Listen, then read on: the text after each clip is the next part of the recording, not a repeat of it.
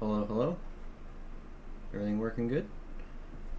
My preview was completely spazzing out. It was saying that I had all sorts of delaying issues. Seems good now though. Seems all right. Y'all hear me okay? Stream video looks good. Hey Magnuson, how you doing? What's up? What's up? Becca Bear is here. Hi Becca. Kevin, what's up? How you been? Rob's Numismatic Archaeology. Hey, Rob. Hello to you, too. How's everybody been since we last communed? Wasn't too long ago. Those of you who were here last night, we did the first half of this penny box, but looks like we're back in it.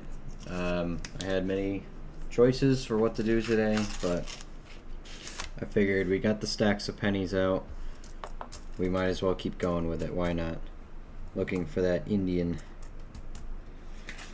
Hopefully. We got some really really old wheat pennies today, or in this box so far.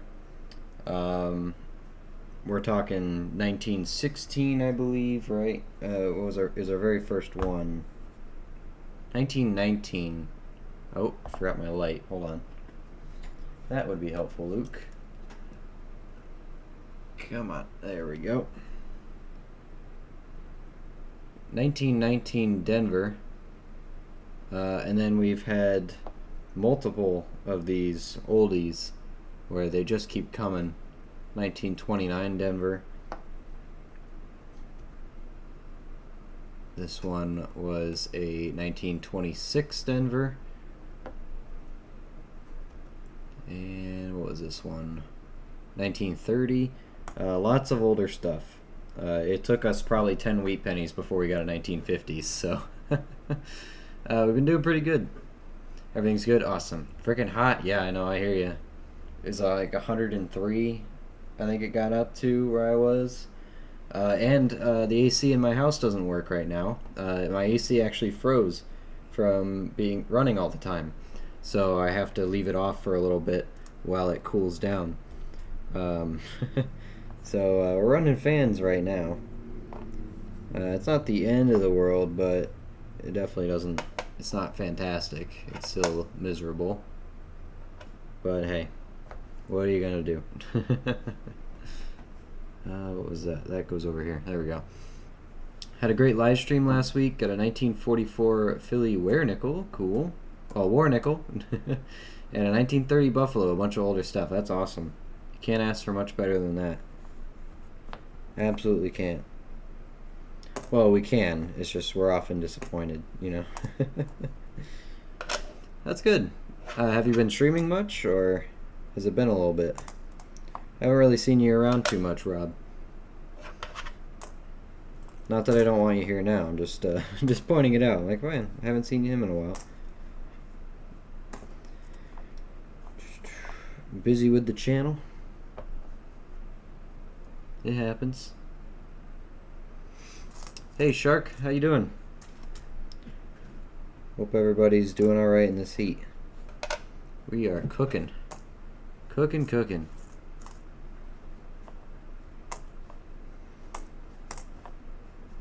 That's okay. We'll be okay. We might be okay.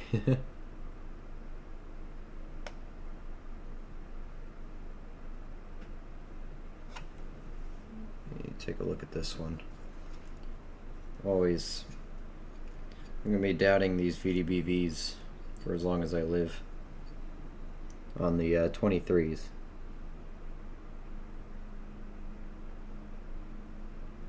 I'm gonna say probably a convenient scratch on this one.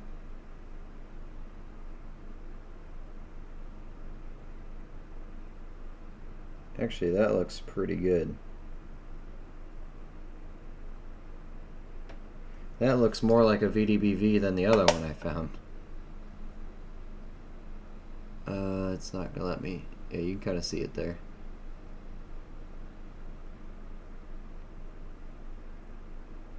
Man, why are these so hard to see? I wish it would show up on my microscope. Well, whatever. I'll just keep it in my pile and I'll check it later.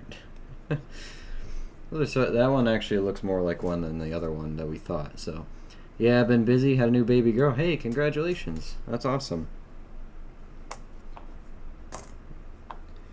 That's a pretty good excuse for you know, taking some time. So, doing okay so far. How's everyone's Taco Tuesday going for them so far? Hot. Very, very hot. And not in a good way. 99 Canadian. Very hot. My AC doesn't work, so I'm waiting for it to defrost. But that's okay. We'll live. I got a fan on me. Just trying to keep it off keep the fan off the microphone. And then go from there. I might have to turn it up a bit, so but that's not even copper, that's junk. I'm gonna have to turn the fan up just a little bit. But you guys shouldn't be able to hear it. Let me know if it's bad. If it is bad, I'll turn it down or something. If it's bad. But hey Kendall, how you doing? Hey, Steven's here. Booyah. How you been? I guess we can't hide from you today. What's good? Well, we're doing all right. We're cooking over here. OBS could try filters for the microscope. I could. I might try some bit different angles, different positions, but it looks better than the other 2023 VDB we found so far. That is a yet to be determined one. It looks pretty good at an angle here. VDBV. This one that I just found though, I think from the light glare, it might be a little too close on that one. So we'll just set them aside. They're good contenders at least. That's definitely not.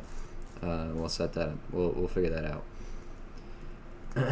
But thanks for the suggestion, Zoo Archer. I'll have to play with that. I haven't done too much with OBS filters, but thank you for that. Hot as the devil's toenails, yes. Air filter might need to be changed. That causes that problem. Yeah, there's moisture in the system right now, so that's my next step. But for right now, that is incredibly shiny. Holy cow. I would have thought that was a proof or something. That is a mint state 87. I'll keep that. Why not? That's my next step. Is an air filter for it. There's just a lot of moisture in the system. It's like dripping wet now that it is being drained out or being defrosted. So, yeah. But it's okay. I don't mind cooking for a bit. I'll live. I'll complain about it the whole time, but I'll live.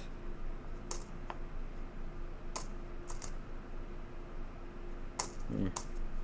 73 and 19. 73, 74. Alright. There we go. What did I miss? What did I miss? You drinking plenty of water? Yeah, I drank probably a half gallon of water just by the time I got home.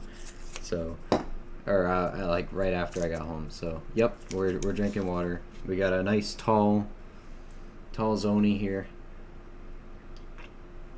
We're gonna need that exclamation point hydrate tonight a couple times. Got my AK gram today. Thanks, buddy. Hey, not a problem. I'm glad it showed up. No one stole your silver. I'm always worried when I send stuff out. Yeah.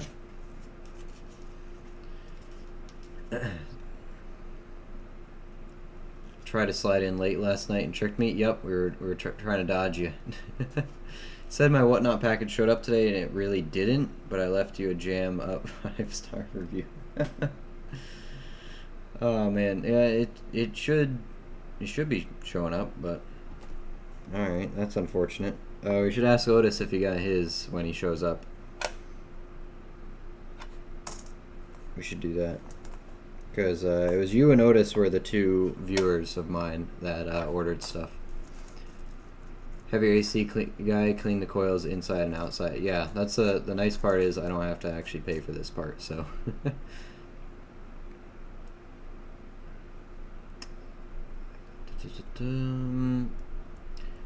Have a lot of luck finding Indian head cents in your area. Hey Seal, good to see you again. So far we found one this year. So they're in the area, I guess. We didn't really go too hard on pennies either this year. We've only done probably a dozen boxes, maybe a few more than that, but out of the boxes we did, the number of boxes we did, I didn't expect to find an Indian so soon, so it wasn't anything special. It wasn't super old or anything like that, but it was still an Indian, and that's what matters. So we're on the hunt still for our next one now.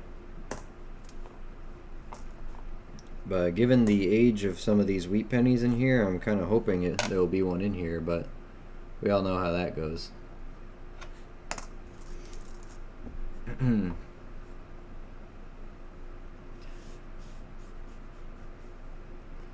If your AC is dripping, that means you have a problem. Most likely your AC condenser is not working properly. Yeah. And it's been working overtime because of this heat wave, so I don't blame it for for dying. But yep, I'm gonna test it one more time tonight, and if it still doesn't work and it still keeps dripping, then I'll get that replacement coming. I almost thought that was copper. That's a 94. Color was perfect for it. A lot of fake copper in here, huh? That's an 88.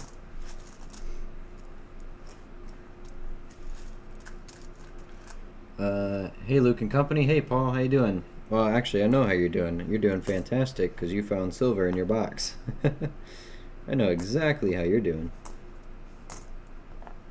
Can't ask for a better start to a $50 box than that. I hope you got more than that since you posted that in the Discord.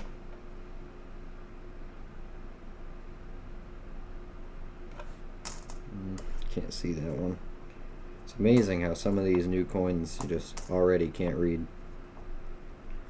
98, 99,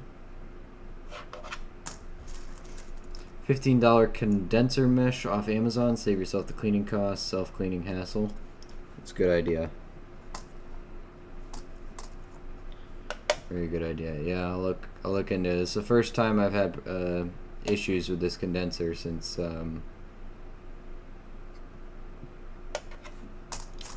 I've moved here, so it's bound to happen eventually, right?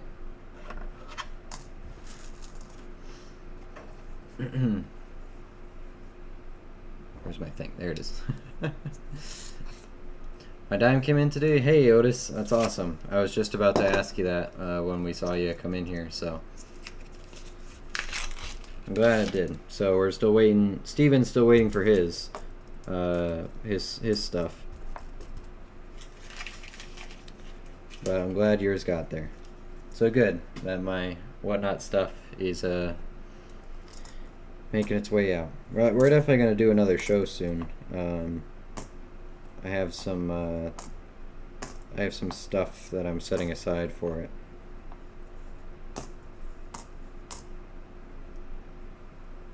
And I know Becca wants to help with one sometime too. At least that's what she told me. 1949. Next Wheatie. First one of today. Add on to our pile from yesterday. Come on, 72. Want that big double die. Big one. My slow country mountains mail must be slow. Yeah, the donkey can only walk so fast, you know, up those mountains. Gotta give them a break. Especially in this heat. Come on. 23.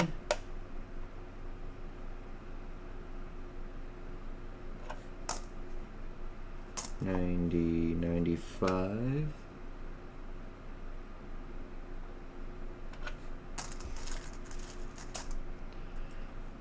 Also, if your lines are freezing up, check your subcooling and superheat level. You could be low on Freon and have a leak somewhere. Yeah, that's what happens in the vehicles I fix, so I figured. I know I got problems. I just didn't.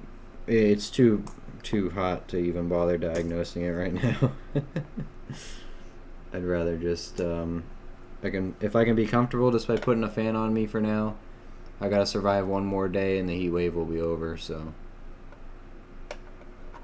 then we'll be alright. That's a good floating roof, no FG. Take that. Can't even read that one.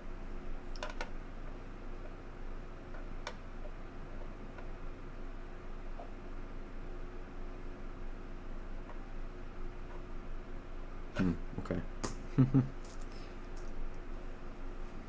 It's too hot today. I am a noodle. Yeah, work was not fun in this heat. Not fun at all. But we lived. 74 Canadian. Some 88.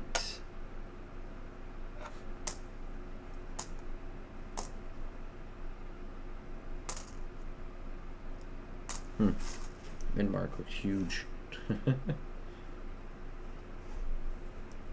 No, just the one. If you count 2022s, I got about 15 NAFCs. If not, I got about 5.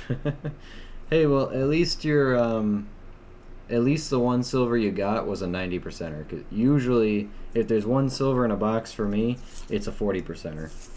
I have not found a 90%er outside of that collection dump I got. So, yeah.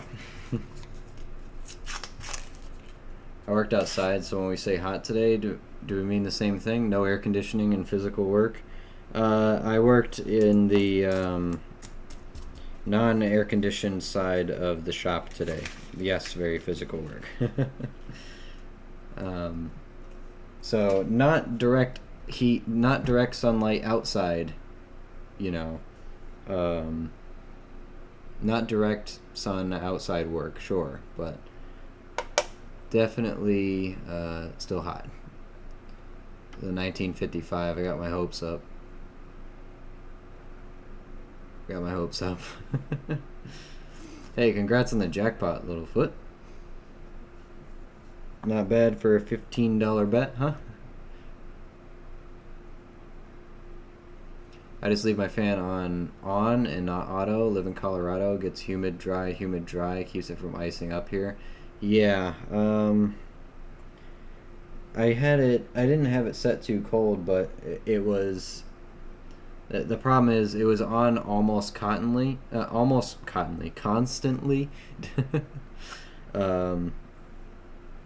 Just because even though I kept it pretty warm in here compared to outside. But it was just so hot out today that it was on almost constantly, and it just kept running and running and running. So, and it's been running pretty constantly the last few days just because of how hot it's been. So, but yeah, it's not something I usually have to deal with in New England, so it's a bit of a freak heat wave, you know. I'm just happy to have AC in the first place, so, well, when it works.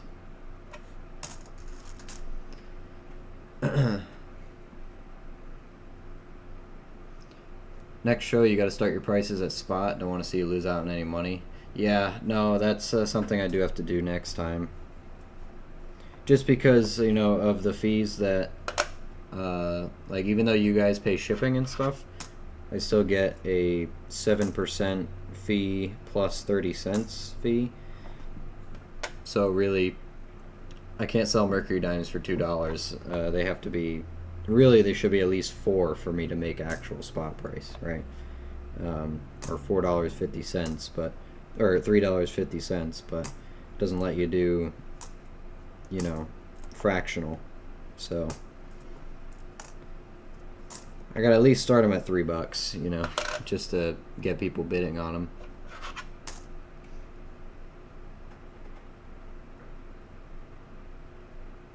Luke knows. It's hot in the shop. It is very hot in the shop. I wanted to work on the AC side. It just didn't work out. I had no choice but to be in the unheated side. I even have this big shop fan I had from when I did manufacturing. I had this huge shop fan, and I have it in this shop now, and still it doesn't help. I had it pointed directly at me all day. Even while I'm working on one bay, not moving that much, it still was just cooking me. So hot. The morning was okay, and I thought, oh, it's not going to be that bad today. Maybe it just misread the weather patterns or whatever. Yep, I was wrong. But it's okay. One more day, and it's over. One more day. 1956 on this one. I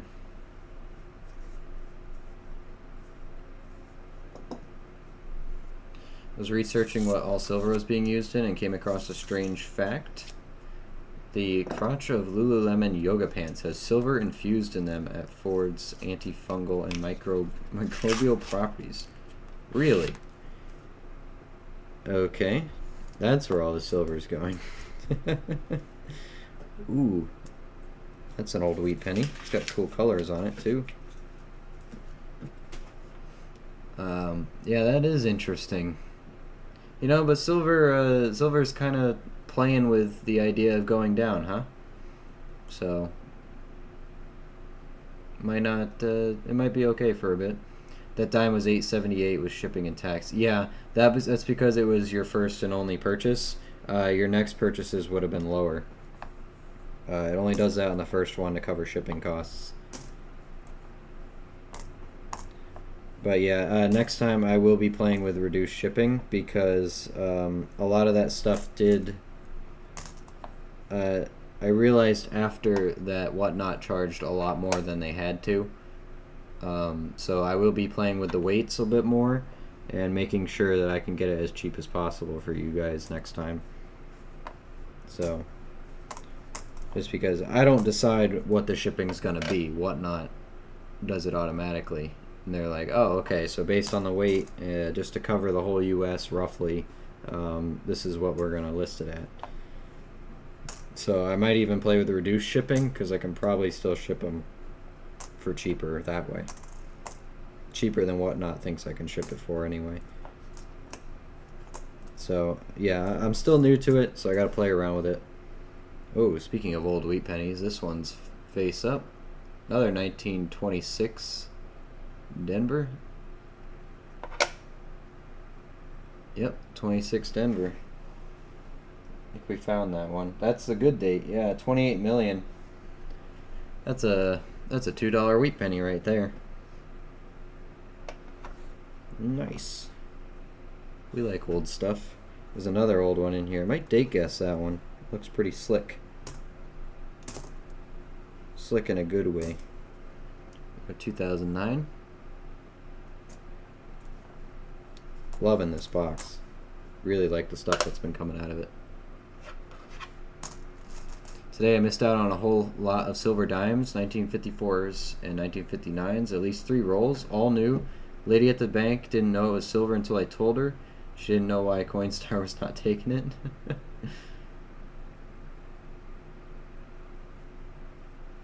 But she gave me $1 of it. I mean, I bought it for $1. Oh, wow. Yeah, no, I would have wanted to buy all of them. You're in the right place at the right time, you lucky duck. At least you got some of them, but Why didn't she sell them all to you? Were some already in the Coinstar?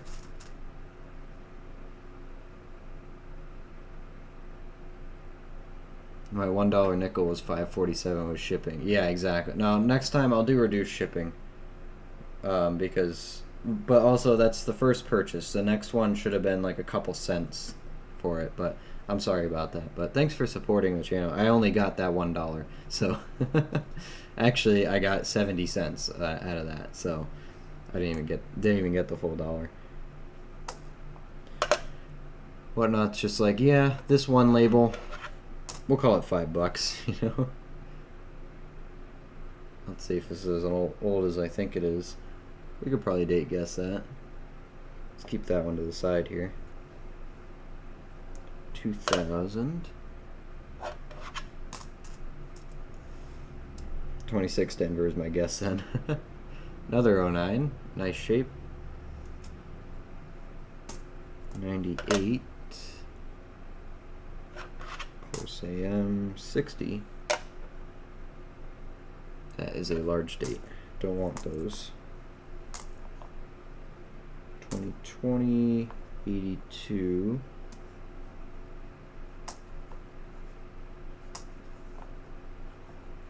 $2008. Alright, where's my dump box?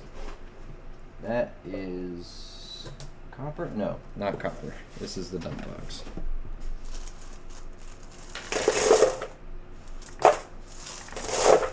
There we go.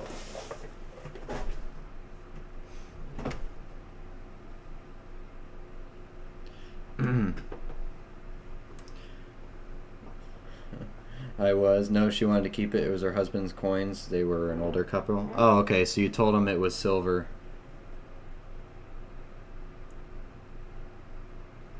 Okay, so you told them it was silver and they decided to keep it?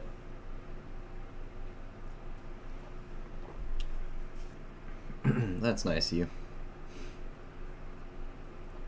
You know we're not mad at you for shipping. Yeah.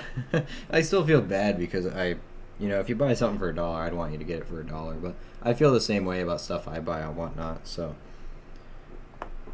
I do. Let's, you know what, we'll do another little silver bar. Why not for this one? Yeah, let's put it over here. Date guess time. Everybody's favorite time. Oh, that's why I was stuck. Whoops. Don't bump it. You're at a good position. Turn the microscope off. There's your wheat penny, friends. 1 second. Get this ready. You guys all know the date guess rules by now, right? I don't have to go through it with you. Have fun. Good luck. You know what? No introduction. Just go for it. We'll do another. We'll do a gram of silver. Why not? Seems to be what we're giving out nowadays. Remember to keep drinking. Stay hydrating, people.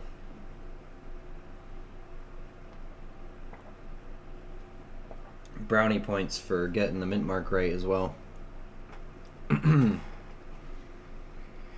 Brownie points. Everybody wants brownie points, right? Let you guys do that. I gotta answer my phone anyway here. Change? You got it, Steven. No problem.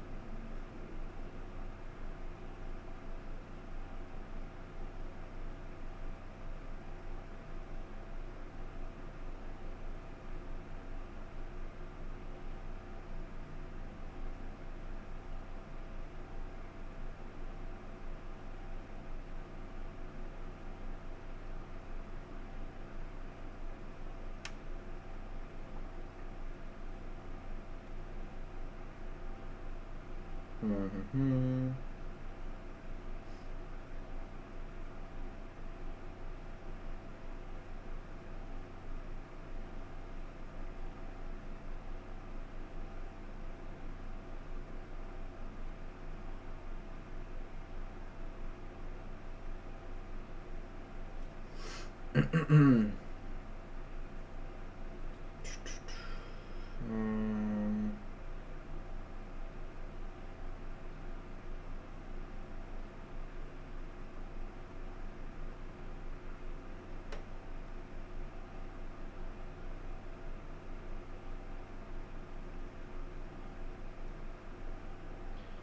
Put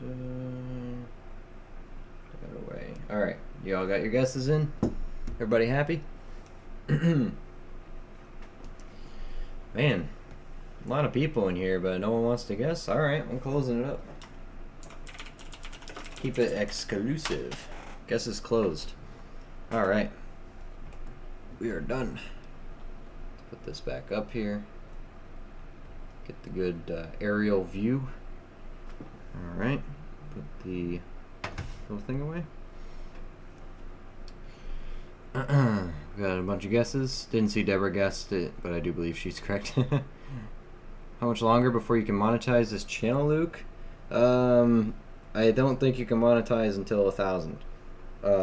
We can do members at 500 and stuff though, and I can finally set the show up, or set the shop up for the channel. So, oh hey TPS, we'll give you a chance. Go ahead and throw a guess out there. You get VIP access since you're a long time guy, you know. Go ahead, Wheat Penny. But yeah, we're pretty much at 400 subs. I'm gonna do a giveaway of that proof nickel that we talked about yesterday from my show and tell of the coin show I went to, and that'll be while we wait for 500 subs, and that one will be a half-ounce silver giveaway. So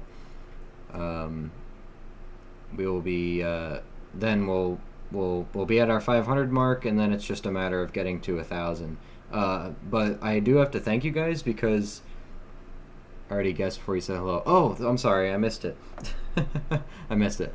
All right, hold on. Let's show off the date here first before I keep talking about that. Nobody cares right now. They want to know what the date is. 1920 on the dot. I think it's gonna go to Deborah, if I'm not mistaken, right? Tony Zook is very close, 1917. Otis, 1918, also very close. But Deborah was the closest with 19. And nobody else was really in the ballpark. So, Deborah's going to take the silver grammar. Let me pull it out here. Got a little baggie.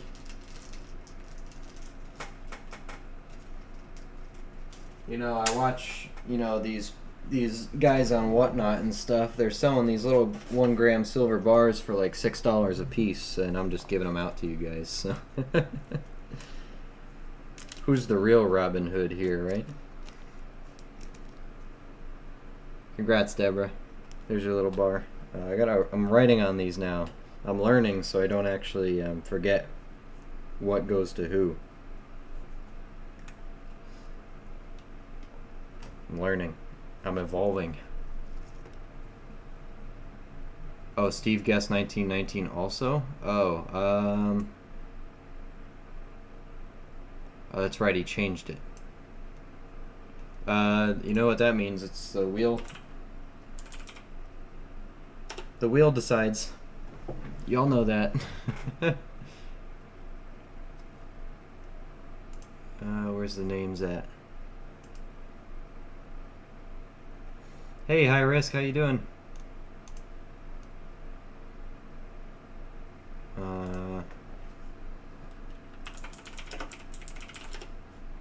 Wheel picker.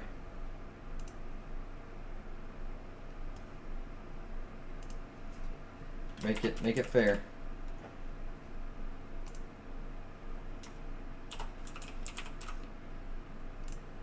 Deborah Steven. To the lady it goes. All right, if you're sure.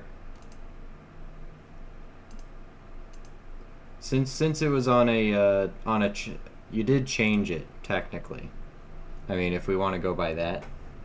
So you did change the guess, but we'll give it to Deborah. All right.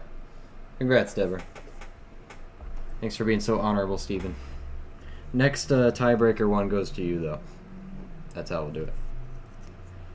I'll subscribe more than once. I appreciate that.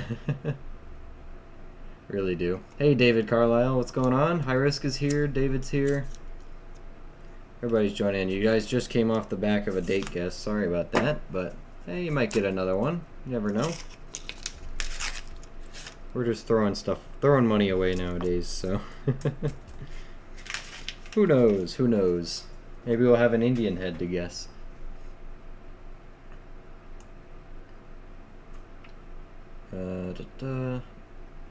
Yeah, you already get. I'm sorry I missed that, Steven, or TPS. I saw that you joined and then forgot that you already put a guess in, but I got excited.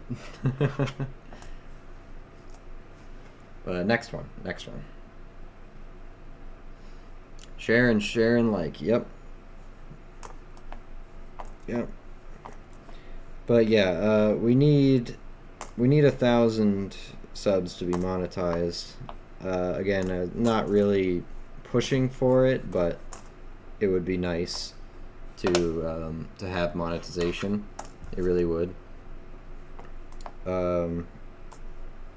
Just another way I can afford more things to give out, But yes, so we're at 400 now ish right now. So I'm gonna do this giveaway, and those of you guys who didn't see it yesterday, it's gonna be this PCGS graded proof nickel from 1993. It's a proof 69 cameo. That is on the plastic, that's not on the coin. There we go. Obviously it's in the slab, it's a real PCGS slab, graded and everything. So we're going to be giving this one away. I got to set it up. It'll probably be out middle of this week at some point. If I get around to it tomorrow, I will.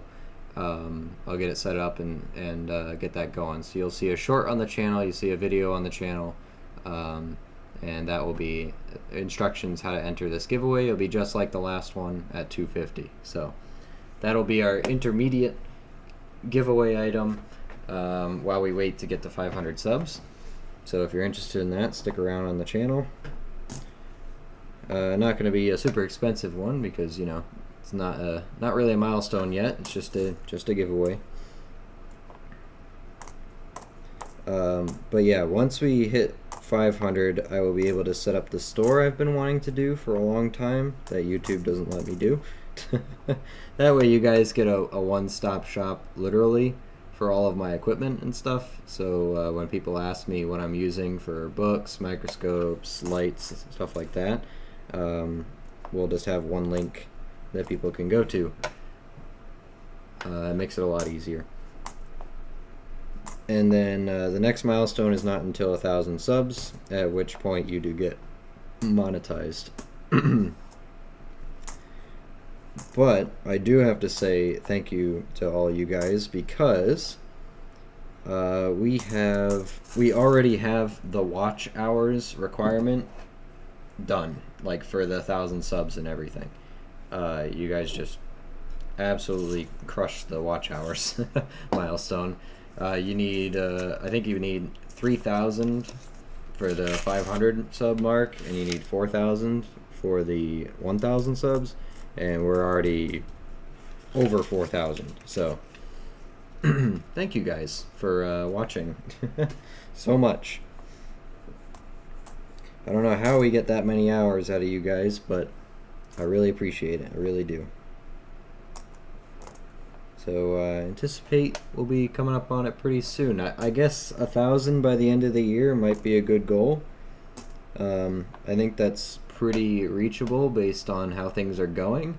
I'm not going to be the guy who pushes for goals like that, like incessantly. It was a really nice 1941. It's got a green tone to it. It's in very nice shape. I'm not going to be the guy who pushes for milestones like that incessantly, always shoving it in your face and asking for subs. I don't want to do that. But it's more of a personal goal, to try to put enough out there on the channel and create stuff that's interesting enough, or at least be somewhat entertaining live, so that we can hit 1,000 subs by the end of the year. I think that's a realistic goal based on how we've been doing so far. Assuming we can see a little bit of exponential growth in these next 6 months of the year. 69 and no 86. too small. Oh, it's a 59. It's not bad copper. Not bad at all.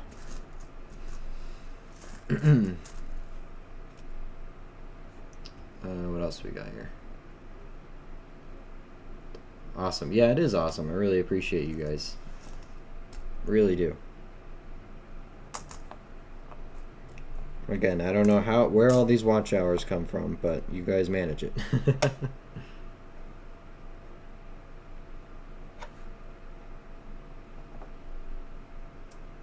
It's also amazing how, you know, after the streams, when I end the streams, it gives me a quick little, like, recap of, like, statistics for the stream.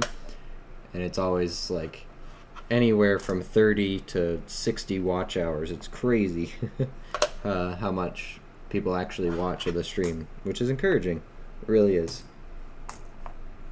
I believe our record was 90 hours for one stream.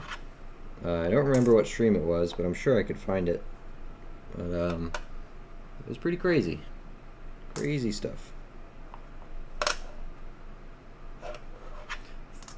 Hey, Bigglesworth, how you doing? 42,000 views, yeah. And actually, that short we did of the gold quarter, the gold-plated quarter, is now the most watched thing on my channel. It has almost 12,000 views, and has been responsible for quite a few new subscribers. So the YouTube algorithm is still an enigma to me. I don't know why it wanted to recommend it so much and not recommend the other stuff, but hey, it's not bad. I bet you hit 1,000 by the end of the summer. The first 500 are the hardest to get. After that, you should take off. I hope you're right. Again, it's not something I need to feel good about myself or anything like that. I didn't expect to even get this far. I thought I would just be streaming to a couple people every so often. But here we are streaming to hundreds of people, not, you know, not concurrently, but 100 people, 100 plus people total per night, you know. Yeah, most of the time we're anywhere from 200 to 300 people a night, which was not really planned at all. I mean, TPS, Matt, Maple, you guys were there at the start, and you guys know that I was happy to talk with just one of you guys in the chat at a time. And now I feel a little more, I gotta actually pay attention to chat. Actually, I do miss stuff now, which is crazy. I don't think I'm too bad at it. I try not to ignore people at all, because I have gotten feedback from some of you guys where you say that you do like how often I respond to the actual chat compared to other streamers, which I understand some of them because they're a lot bigger and they got more on their plate. But I guess, I don't know, I get maybe some of them can ignore chat, but I try not to. I'm mostly here to talk to you guys anyway, so.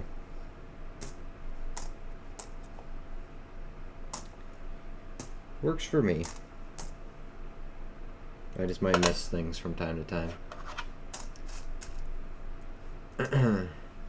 Good, thanks. Chillin'? I hope you're chillin'. I'm not chillin'. I am cooking.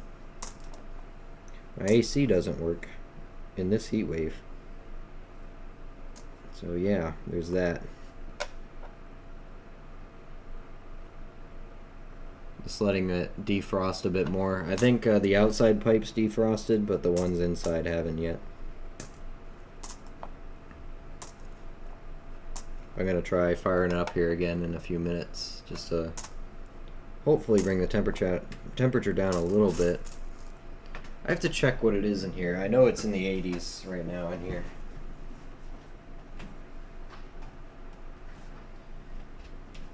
Yeah, the thermostat on the wall next to me says 82 right now in here, so.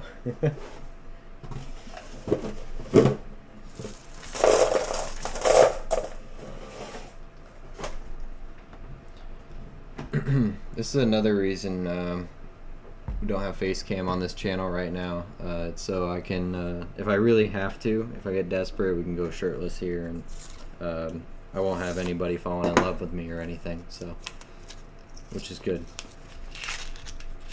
It's Becca only, guys. All right. Got a wheat penny on the end of this roll, so we got something to look forward to on this. Jeez. Super hot. What did I miss? What did I miss? Okay, I didn't. My best is 10.7. Hey, that's still pretty good.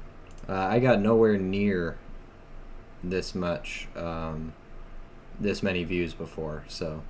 Oh, and we passed 400. We're at 401. Thank you guys. I really appreciate it. That's awesome. So we're gonna definitely get this giveaway going here in the next day or two. But yeah, that video has, according to my analytics, but they adjust this number all the time, it has 11,900 views, and YouTube is still recommending it. 15 subscribers from that one, so it definitely helped out the channel. Definitely helped. It's a little clickbaity, sure, but it's not lying. It is gold, you know?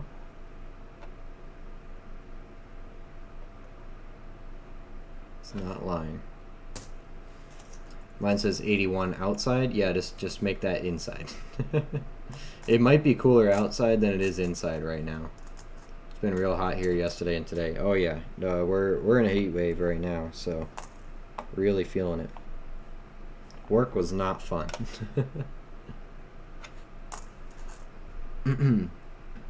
Might need to move outside, yeah. I respect the grind. I had a crypto channel back in the day, and turning on that camera 3 to 4 days a week is not easy. Keep up the great work.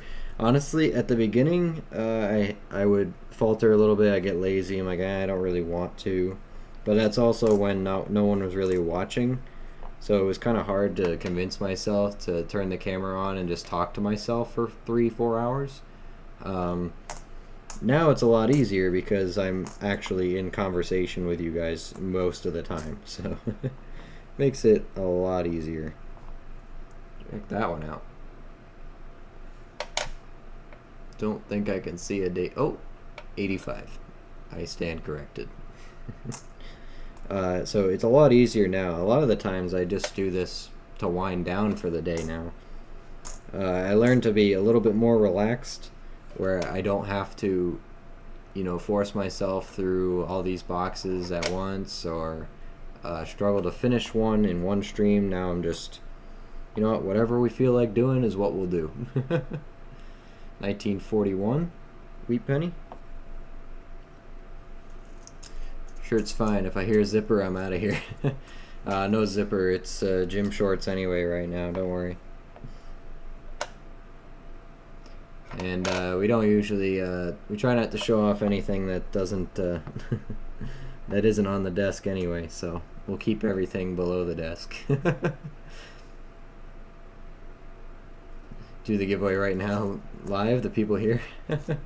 We will be doing stuff like that, but this one, it's meant to help grow the channel. That's why it's put out as a public giveaway, so.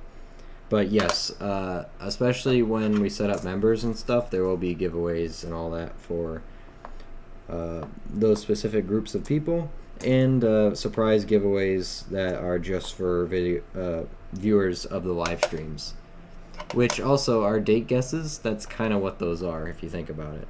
You have to be watching to become a part of it, you know? And you get the same odds, if not better, of winning it than random chance.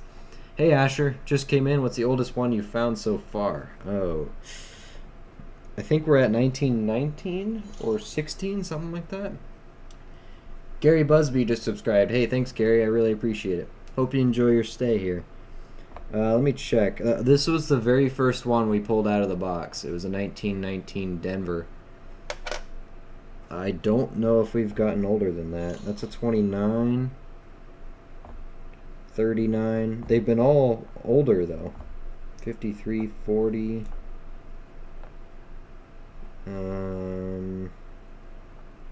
What was this one?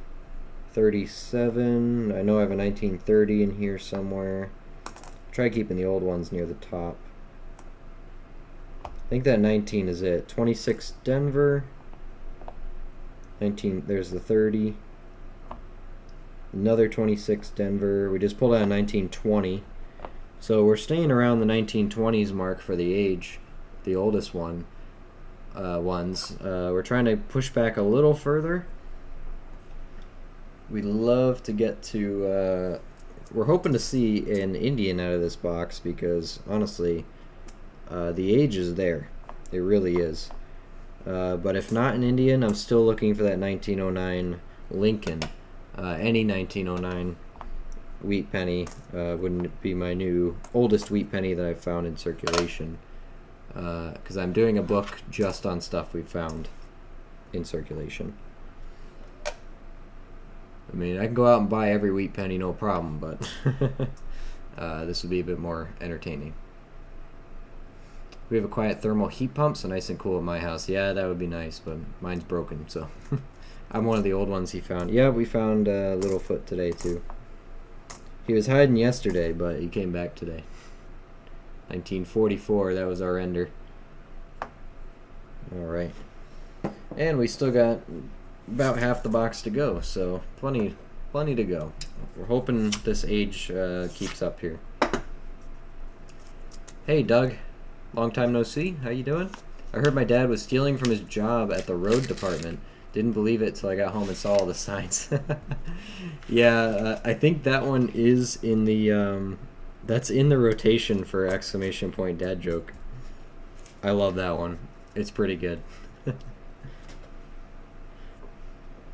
That's really good. Remember to keep drinking, guys. You gotta stay hydrated in the heat. Speaking of that, I'm going to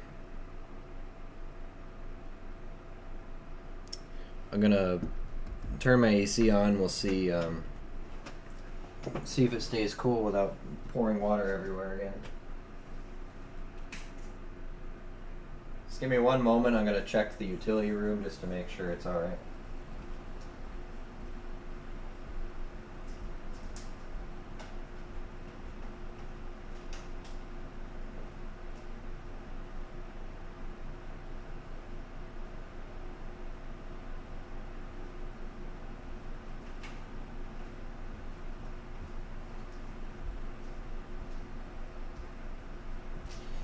Alright, so it's blowing cold. I got all the ceiling fan and other fans working overtime, circulating air around, but it's blowing cold for now, so it is working. All the water is gone now. It's all dried up, so it's not dripping anymore. So we'll just see what happens.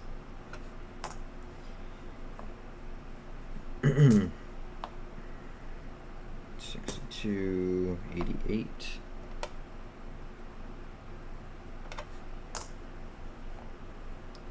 67. But yeah, so when I first got home today, the fan for the AC, the central air, wasn't even working. Like it was, the condenser was trying to run, like it was trying to, the unit outside was working, but it wasn't actually being dispersed throughout my my house. And that's because, I can only assume it was because something in there was not getting a low enough temperature to read, because the pipes were so frozen, it wasn't reading a low enough temperature of Freon for the fan to actually kick on and disperse that air. So it just ended up constantly running and running and running without actually being on. So that sucked, but it's working now. The fan actually kicks on. It can read it. It can read it now. So hopefully I don't have to go to bed sweaty, because that is worse than being hot normally. Being hot and awake is worse than being hot and trying to sleep, in my opinion. in my opinion.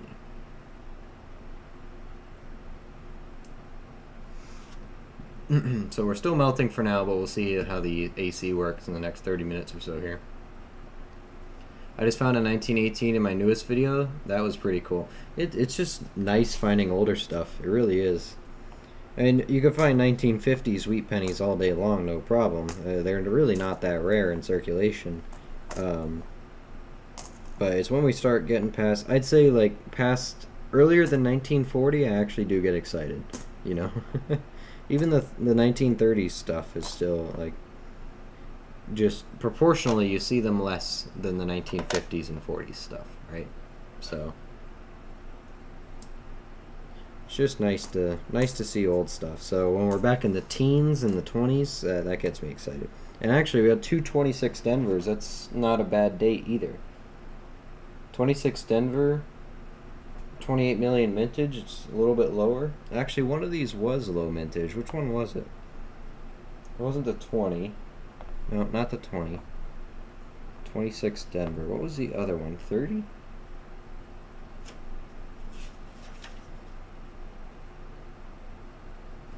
No, not the 30. 26 Denver. 29 Denver? Or the 19 Denver? It's probably the 19 Denver. 19. Yeah, 19 Denver was 57 million. Yeah, I don't know. They're because they have mint marks, they're slightly better dates. They're not key dates by any means, but they're good dates. I've been trying to keep the oldest stuff on the top row and filling in the other rows, but let me bury these shorts. Gotta keep drinking. Hello everyone, I'm still melting. I am too, Elstro. I am too.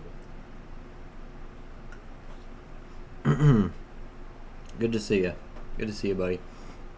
I recommend fudgesicles. I have,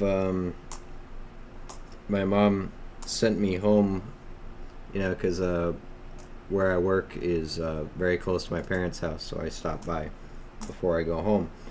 And my she made strawberry shortcake last night for some guests, and they wasn't all eaten, so I have some strawberries, Cool Whip, and biscuits in the fridge right now, just waiting to be eaten. So we got some cool desserts. Chugging water. I had the coldest, a lot of very cold cereal for dinner. A heavy rain shower is moving in here to soup up the humidity. Yeah, no, that doesn't come for us until Thursday this week, though. So we got to survive one more day. Good to see you, Joe, by the way. I recommend silver nanoparticle sheets. Yeah, I recommend your Lululemon yoga pants or whatever they are. The silver ones, of course. 1907 or below for me. That's your excitement cutoff. I suppose when you do it long enough, that will be the new cutoff. But I'm just happy with finding anything, really. I just like sitting here looking through coins. So doesn't matter with me. Matter to me too much. Hey Tyler, how you doing? What are you looking for under the close-up camera, and what type of system is that you use for the close-ups? I use a microscope. It's a nice and cheap one. If you want it, you can look in the stream description, and I'll have a link there's an Amazon link there. They're very cheap, but they work well. I can show it to you. I have it set up here.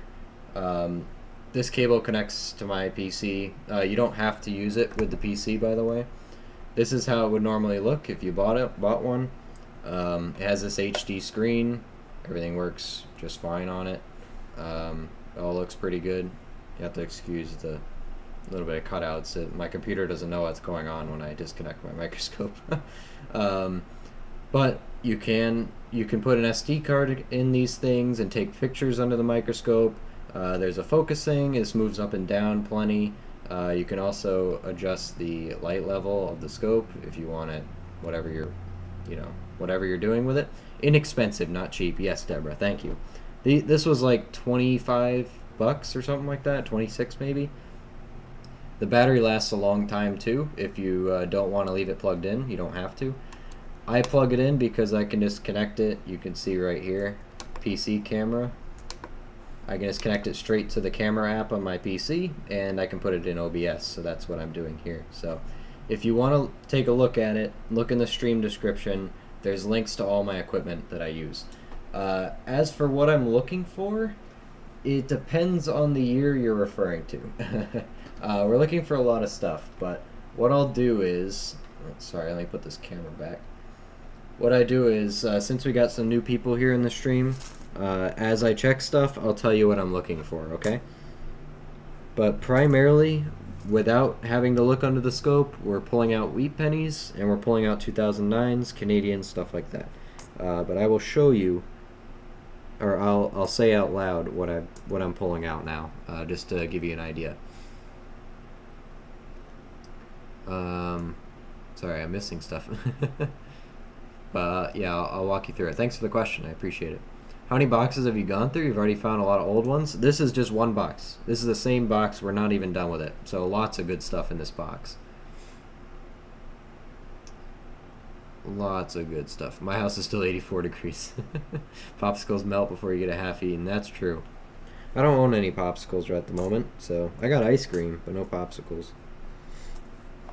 There's some Snickers ice cream in the fridge waiting for me. Okay, I already almost broke my first rule. 2000, 1999, or 1998, 1999, and 2000 have something that's called a wide AM variety. If you look at the reverse, between the A and the M, you can see they're very close together. There's almost no gap at all. Most of the time they'll just be touching. What you want is to find one where the A and the M are separated about as far as the M and the E are. I do have one. I'll show it to you. It's called a wide AM variety. Let me dig mine out for you.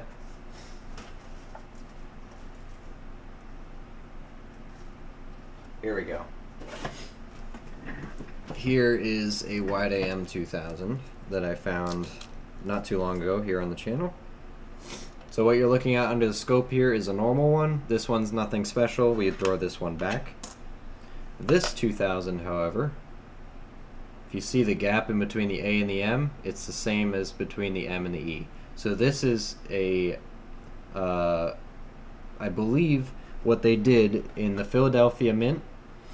These are only on, I think they're only on Philadelphia strikes, but they accidentally used the proof dies to strike the reverse of these coins. That is why the A and the M are separated.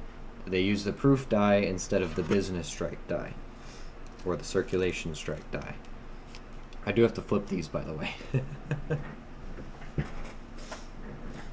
So I look for those on 1998, 1999, and 2000. The 1998 and the 2000, they go for anywhere between 5 to 20 bucks, depending on condition.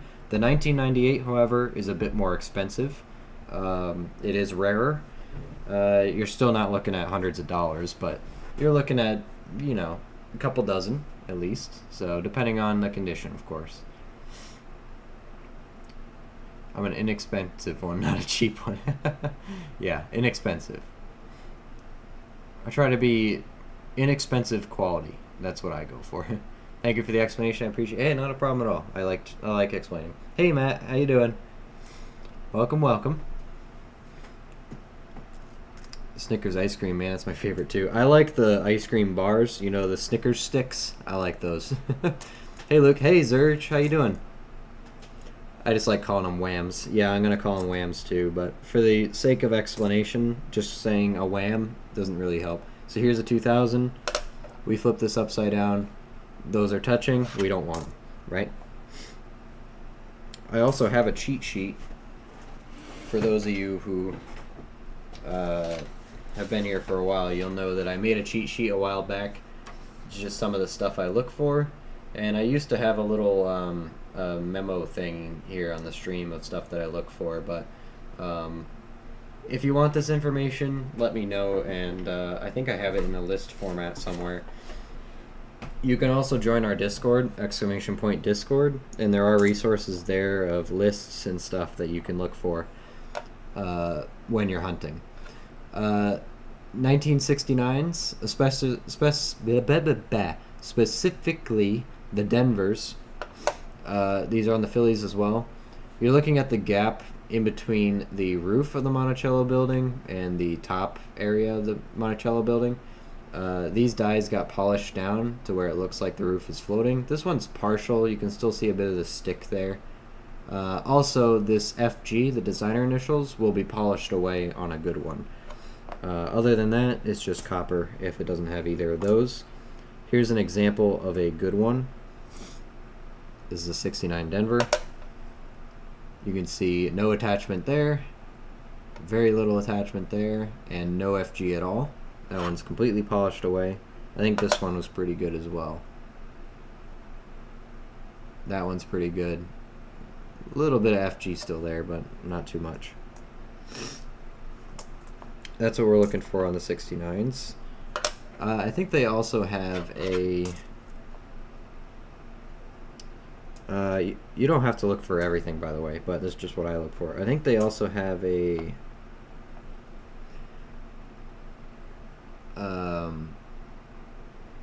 shoot, what do you call it?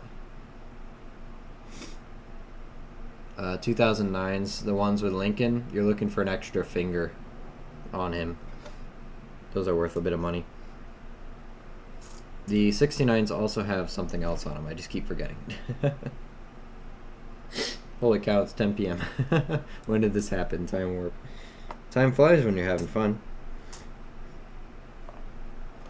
88. 88s are hard to explain, and I'm barely looking for them anyway, so I'm gonna take a rain check on that one if you don't mind. 56 Philly wheat penny. Excuse me a sec. I gotta blow my nose. Apparently now that my AC is working,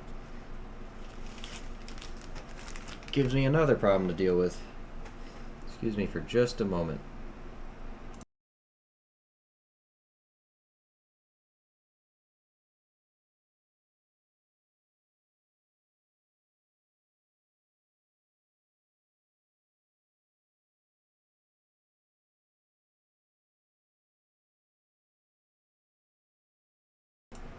Okay, no one needed to hear that. We're back. All right. I'm watching with one eye closed. Telltale sign I'm tired. Yeah. We'll be your lullaby channel. Don't worry. You can go to sleep to this. I'll take the watch hours. 76. All right. I'll take the watch hours. Absolutely. Or keep coming back here every stream. He'll remind you. Yeah, exactly. You don't need a list because I talk too much. Don't even worry about a list. Just keep coming back and ask me questions. By the way, are you hunting the 2010 or 2017 Philly as well? At the moment, no. But refresh me on what those varieties are. Remind me. There's just so much to look for that I add stuff slowly and take stuff away as I don't care as much anymore. You know, it depends. But remind me, what are those two? Deborah probably knows. She's usually my go-to source of varieties, so. You can call me Sam? Alright, you got it. If I remember, I'll call you Sam.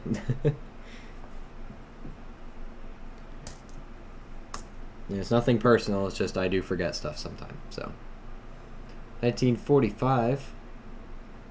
We got George. We will take George. King George is a 6th on a Canadian. Like these older Canadians. Very nice. Happy with George. Let's put George down here. Maybe. We'll throw him in the wheat. No, keep him up here. It's fine. 2010 is a key date. Do they really consider that a key date now? Let me check. Not that I don't believe you, it's just I didn't think they really considered it a key date.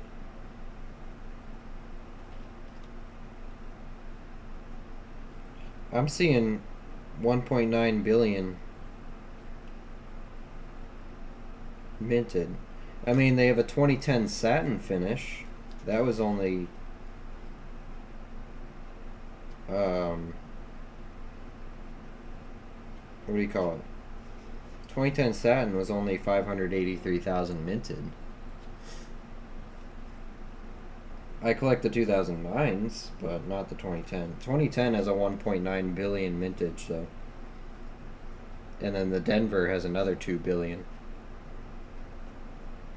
Again, they had those satin finishes, but I don't really know how to look for those, so. Canadian Weedy? Yep, pretty much. It's about the age. 71, 16, 82 large. Weigh that one. 83. So 83s and 84s, they can have a doubled ear. So you'll see another like earlobe on the south or the west side of it. Also on 83s, the 1 in 1 cents can be doubled. Can be. I still have not found one. I don't believe it still, but keep checking. Here's a 99, so we look for that AM. They're touching, don't want it. This is a beautiful 76 copper penny. Look at that. I don't know anything special about the 2010 or 2017 Philly or Denver cent. Yeah. Right.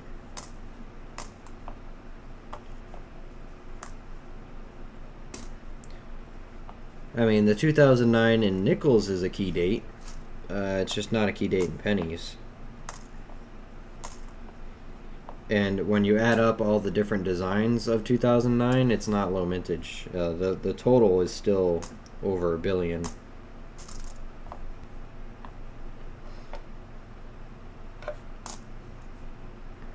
$71. Oh, that's a 74S. I like to collect the San Francisco mint marks. They're not really anything special when they're not proofs like this, but still. 69, so we're going to check floating roof. Nothing. Plenty of initials. Don't want it. But really, there's errors on every coin. Every year, every date, whatever. It's just you have to decide as a coin roll hunter or collector what you're actually looking for. Because if you look for everything, you'll keep almost every coin. But, I mean, you do you, right? But personally, I don't keep everything. It's not my thing. And some errors I'm just not that interested in, so my bad, not sure where I heard it, but good to know. Yeah, hey, it's not a problem. No one's accusing you of anything.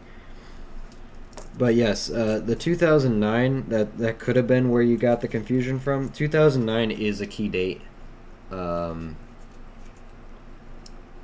It is a key date in nickels. They were low mintage. It's a modern low mintage. So 84, we check the ear, nothing. 82, large. There are copper strikes of the 2009 pennies, only in the uncirculated sets though, but could make it into circulation. Weigh them. Yeah, no, I do keep all the 2009s, so I will go through and weigh them all at one point. I will.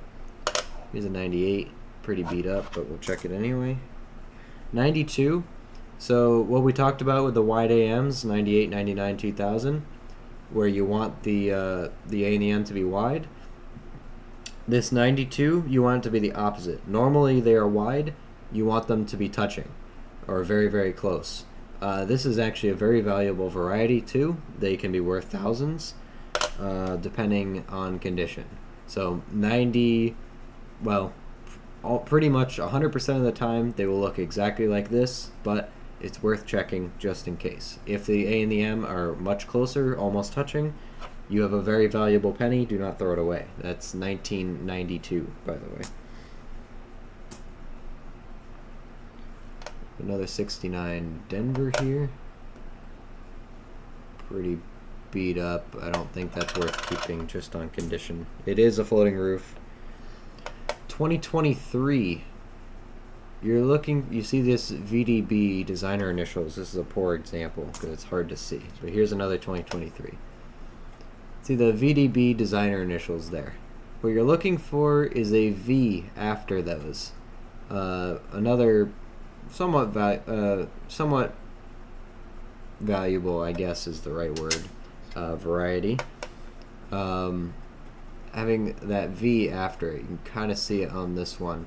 Hard to verify. There's a lot of scratches in this area sometimes, but if you see a V after the VDBV, you have an error coin that was created by a mint employee intentionally. Is now referred to as the VDBV error in the 2023. It's worth a bit of money as well, but it's very difficult to see. Most of the time you will need a microscope or a handheld loupe or something like that, but you can find them if you look. 84, we check the year. 2020, excuse me.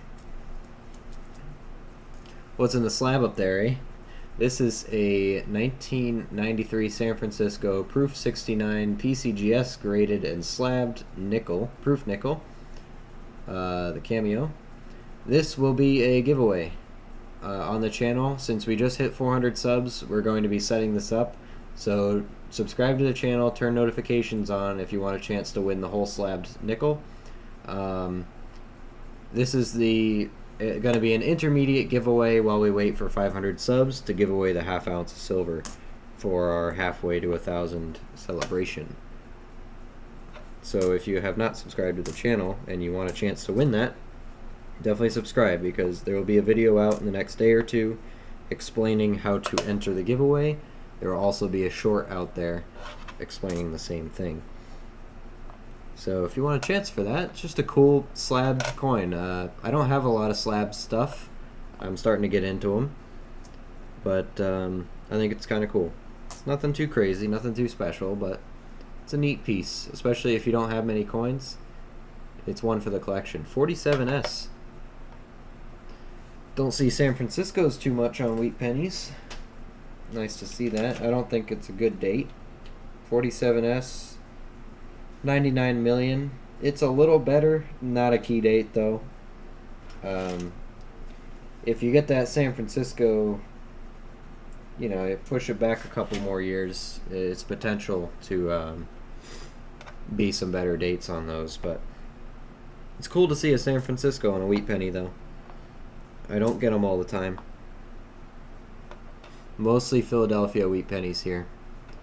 1995, you're looking for doubling up here in God We Trust. There's actually a great photo of it in the Red Book. Let's see, 19... There it is. Great photo of it in the Red Book. 1995 double die, you're looking for that. There's the doubling on the 83 I was talking about on the reverse. There's the doubled earlobe I was talking about. The Red Book's a great resource. It gives you some of the more valuable varieties. It just gives you photos of right off the bat, so you can look for them. And that 72 double die is something we've been looking for. So 60 Denver, that's right, we're looking for, that's 60 Denver, not 69 though. Yeah, we gotta check small day over large day on that, but there's a lot of stuff. a lot of stuff. I like pennies older than 82. Yeah, me too. I like the copper. Thanks for subbing, Alexander, by the way. I saw that. I appreciate it. So the 2017 Philly, Google says, is the first time Philly put the P mint mark on 1 cent, and Red Book has it at 4.3 billion. Yeah. So that was an anniversary thing. They wanted to put the Philadelphia mint mark on it for a limited time, and a lot of people freaked out and thought it was the coolest thing in the world. But now nobody, I don't know of anybody who actually collects them. There's so many out there, it's not worth collecting. You will see those for another 100 years from now, no problem. So I am not collecting them. Nothing on that one. But we do set the copper aside. 2000, very beat up. Not a wide AM. Some of those are tricky. They will be a little bit separated, but they won't be separated all the way. Good to know on the 2010 I'm dumping them now. Yeah, it's just they're not low mintage or anything. And again, if you don't have a red book, strongly suggest getting one because the information in here is incredible. So one thing I guess that would be considered collectible on them is it is the first year of the shields, the shield sense. But you can see right here, 2010 Philadelphia alone, 1.9 billion minted. 2010 Denver, another 2 billion. So you're at a total of already 4 billion coins. And then you have these satin varieties, I guess. But even these satins aren't really worth that much. So they were probably just in collector's sets. Yeah. But if you don't have a red book, strongly suggest you get one. You got every coin you could possibly want to look at in these, including some now foreign varieties, colonial stuff. Philippines have been my new obsession, American Philippines stuff. You can even go back further here. You got the large pennies, half cents, post-colonial contract. You got some really old stuff, and then you got your modern day stuff in here as well. But literally mintage facts for every American coin you could possibly come up with. As long as it was minted by the government, it's in here. So if you don't have a red book, get yourself one. There's a link to it. I think it's right in the top of the stream description. They're actually not that bad on Amazon. So pick yourself up a red book if you're really serious about this kind of stuff, coin collecting, and you want to make sure you're getting a good deal on a coin that you're buying, and you don't know that much about it. Look up the mintage. Look up the red book. Did I miss anything else? I'm sorry, guys. I'm a little bit behind. I've been talking a lot. Had to check and make sure I was still subbed. I'm glad you did. But yeah, that giveaway will be happening very, very soon. So just pay attention. Well, good to know on them. It'll save me space now. Hey, that's good. Cool little giveaway? Yeah, I think so. I got them for a good deal. So I did get the... I got it with this one, but I decided I'm going to keep this one. So this is a First Strike 2019 San Francisco proof reverse, or proof, sorry, 2019S. Because I have the 2019 West Point proofs, I think this is a good addition to that collection. And it's a First Strike, and basically that means, it tells you here, delivered within the first 30 days of the initial release. So it's one of the first pennies in 2019 created. So there you go. I'm going to keep this one though. And also I found this at the coin show. 1898 O. It's in G4. You can see the O down there, right above the D in $half. Not in great shape, but it is graded G4 and X. I got this for 20 bucks. This is a silver barber $half. I got this for 20 bucks. This is a very low mintage $half. I think, what was it? The mintage was like 800,000 of these were made, and here's one of them. This is a $40 coin all day long, graded, minimum.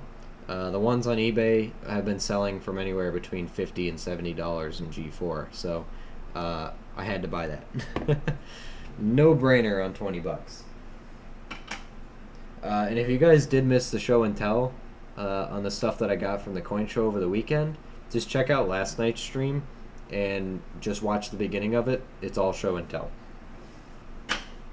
We go through all that stuff. I also picked this up, and we're going to be giving that one away, though. But yeah, cool little giveaway. I think it's appropriate to have at least something for 400, I didn't really do anything for 300. We mostly focused on 250, because that's our, quarter to 1,000.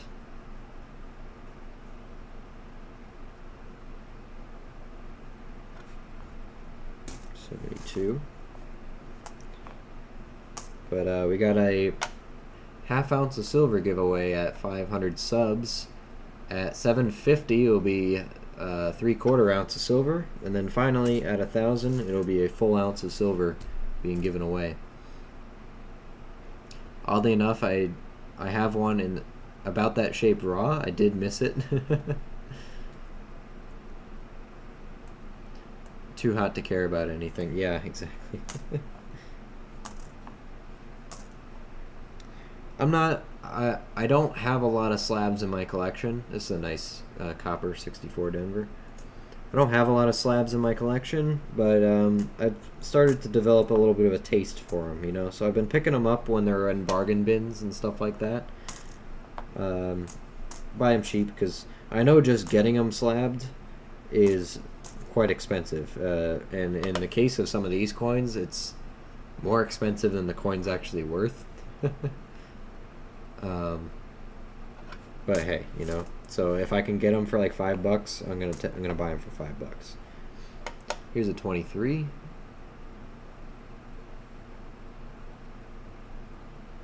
Not seeing a V on there though. Here's another one.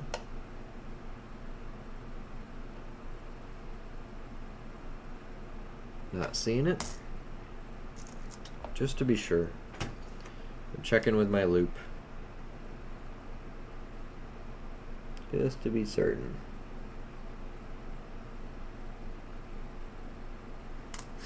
Yep, nothing there. Man, the stupid allergies, man. Coming to kick my butt again. How old is your channel? We started on pretty much on January 1st of this year. So we are exactly as old as 2025 is. So we're about almost 7 months in. Man, that's crazy to think. 1 second.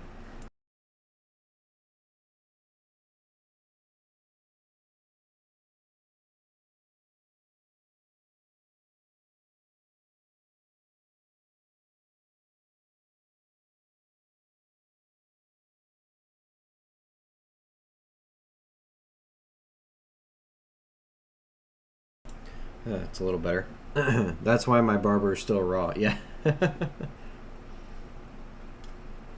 Yeah, it probably cost him $20 to grade that, and that's what I bought it for. Not even taking into consideration that the silver content alone, the melt value is like $13, $14 right now. So, you know, it's already worth. It was already worth pretty much 60% of what I bought it for. But, you know, in just silver content. But that barber, here, I'll actually show it. If there's ever a good advertisement for the Red Book. $50. Where's our barbers? That's Kennedy, Franklin, got Walker's, Barber. Go down here to, yeah, 1898.0. 874,000 of those were made. Even the Red Book says G4 is worth $39. You take these numbers with a grain of salt, by the way, but yeah, 1898.0 for $20 graded. I think that was a no-brainer, and I'm surprised nobody else had bought it out of that cabinet, because we did not get to the coin show early. It was open for a few hours before we got to look around, but hey, I'm happy no one bought it. This is a just scratches on that one. Check for an extra finger. I believe it's more of an extra thumb, I think, so. VDBV was discovered in Albany, New York. Oh, cool. Interesting. Talk about a lucky flip to almost the right page. No, well, the Red Book's very intuitive, and I'll show you why I flipped straight to $50. If you remember the colors, you see how $half has this brown stripe on it? If I close this red book up, right, look here. So I know that those goldish ones are quarters. I know the green is dimes, the light blue is nickels, the pennies are this red color, and I know that if I flip to right there, I'm going to get $half. Also, the silver back here, I will get Morgans and dollar coins if I don't flip to the modern dollars. There you go, silver dollars. Like peace dollars, Morgan dollars, stuff like that. Hey man, I'm new to coin hunting. What book is that? This is the United States Red Book. There's a link to this right at the top of the stream description, by the way. You'll get an Amazon link. Strongly recommend this for anybody who's into coin roll hunting. These are very affordable books, and they have any kind of American coins, even some non-American stuff that you could possibly run into. And it's going to give you mintages of every single date of those coins, so you know exactly how many were made of each one and a rough idea on the value for the grade. Also gives you some variety examples. It's got great colored photos in these. It's just very, very useful. It's a Red Book of US coins. This is the 2026 version. If you can't get a 2026, I strongly recommend getting the 2025. It's got a great layout. The 2026 is a little bit bigger. It's laid out a little differently. But strongly recommend getting one of these. I really do. Today we're in pennies, so we're mostly on these small cents. Hopefully we find a flying eagle one day. But from small cents, you know, you got your Indians, and then we got our wheat pennies. It's tons and tons of information on these, so every single date, every single mint mark, it's got mintages and rough values of all of that. So I strongly recommend, if you're into coin roll hunting or any kind of coin collecting, that you have a Red Book. How much for the book? Let me check. I haven't looked at it in a while, but it is in the stream description if you want to click on, it's the very top link in the stream description. I do get a kickback, full disclosure, but I use the book all the time. I'm not selling it. I'm not like endorsing something that's junk or that I don't use, right? Right now, that link, you can get the spiral bound. Strongly recommend spiral bound, so that way you can open it all the way, flip it, or leave it flipped open or folded on itself. The spiral bound is $17.95 on Amazon. Free Prime delivery next day for if you have Amazon Prime. So $20. Or if you're a paperback person, you can get it for $16. Or if you're a hardcover person, you can get it for $20. If you guys want, here's the link. If you want to look at it yourself. But yeah, it's a fantastic resource, and that is where I would start if you're new to collecting. That's where I started with my 2025 book, and since the 2026 released, I knew that I wanted to try it out, so I got that one as well. Just to show you as a comparison,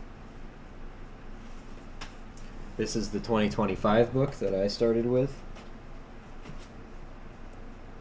Look at the size difference in these. Can't really show it off, but here, put it that way. The new 2026 book, the photos are all pretty good, and the pages are, it's laid out a bit differently, but it was hard to get used to. But if this is your first book, it won't be that hard for you to navigate. There's lots of different resources you can have. That's one of the first I recommend having. If you're going to start with anything, don't start with a microscope. Don't start with anything else. Start with a Red Book. Red Book, then microscope. There's also a link to my microscope down in the description as well that I use. Again, another relatively inexpensive thing that works fantastic.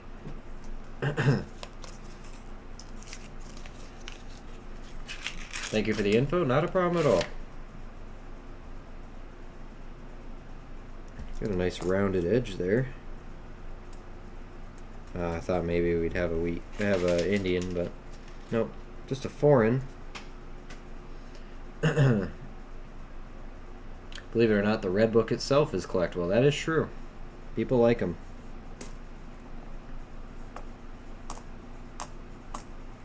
Got toner. Camera never picks up toners well, so I stopped trying. 2000.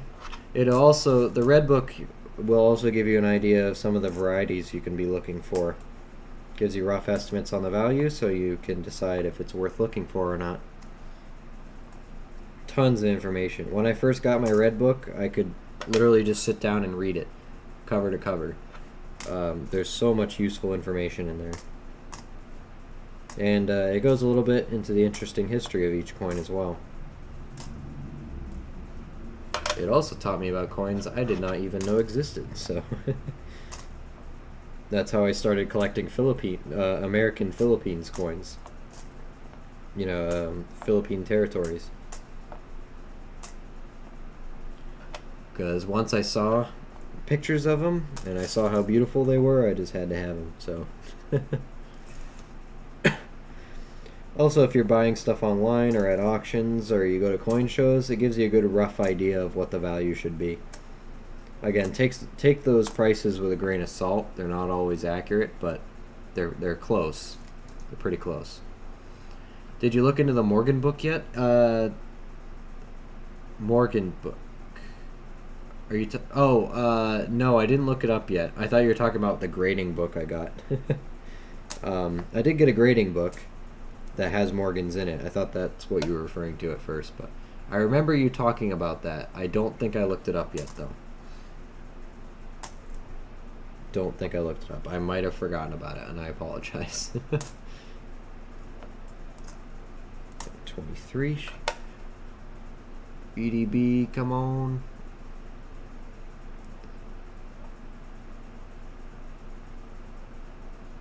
That looks a little high. Don't think that's one. Check it with a loop. Can always seem to see better with the loop.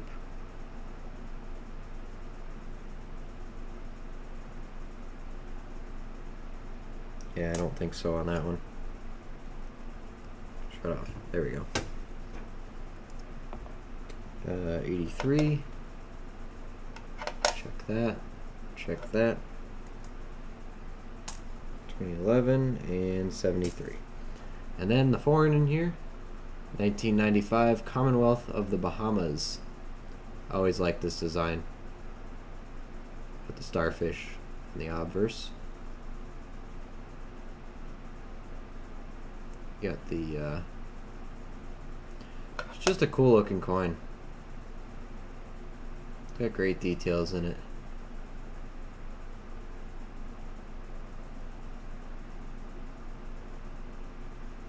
I know some people don't like finding foreigns in their currency. I love it. I do not mind at all. Let's get some of these pennies off the desk here, shall we?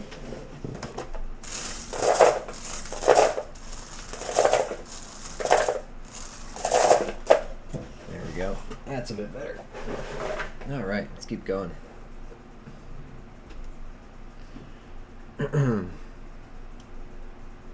Got my 2026. You get that from my link. I appreciate it if you do.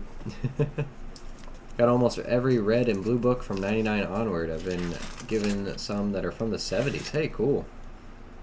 Yeah, red book has a Morgan book. Pretty useful for looking for VAMs. I did not know that. Well, I probably knew it from you telling me, but I did not retain that information. But then again, I only own what, 2 Morgans, so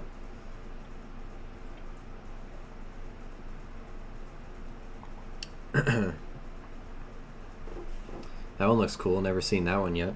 Yeah, some people just don't get the foreigns that other people get. I get Bahamas pretty frequently, but yeah, it's a pretty cool coin. Tell you what, if anyone wants to do a date guess on something, we can give that one away. 93, 15, 87. 2000. Nice Patrick coin you got there, yeah.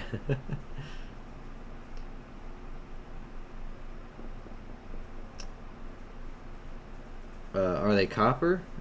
The copper starfish? I don't really know. I imagine not. If I weigh it, it weighs 2.5 grams. It's the same as a zinc planchet.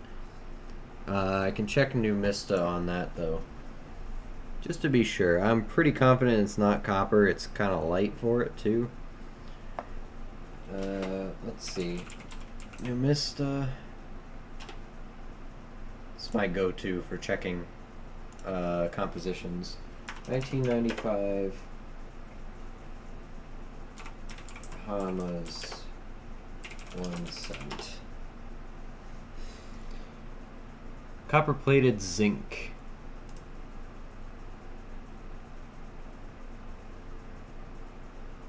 Yeah, same as American ones. Copper plated zinc, modern Americans.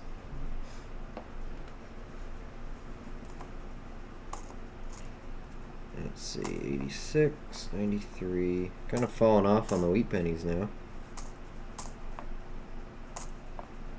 84. 15, 79, 95. We're looking for the doubling. 8, 17, 14, 90, 87, 14, 21, 22, 83,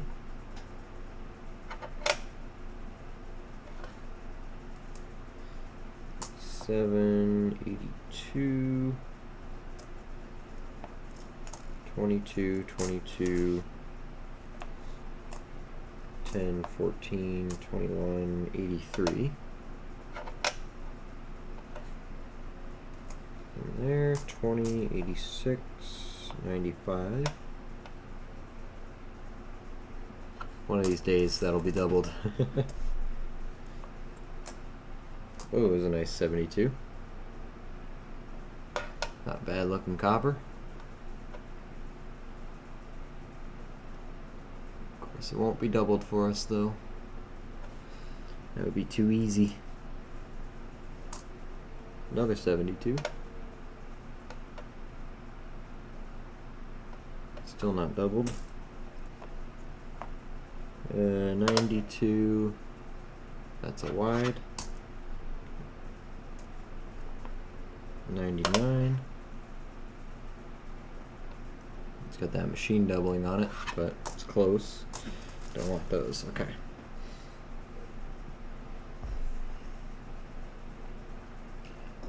Bikini Bottom must be in the Bahamas. Patrick Star Penny and SpongeBob Pineapple House Nickel. That's true. Yeah, their nickel has the pineapple on it. Fun fact, Walmart has shipping boxes that when filled with quarter rolls leave a space just big enough for 2 of the older style hardbacks on top. Do you know that from personal experience? Is that why we're getting this fun fact?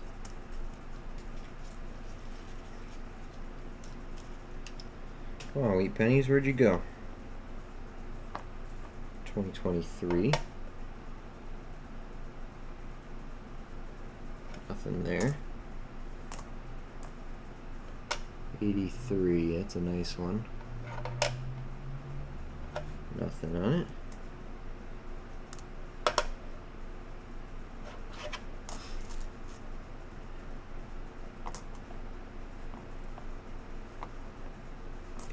$18.87, another 23.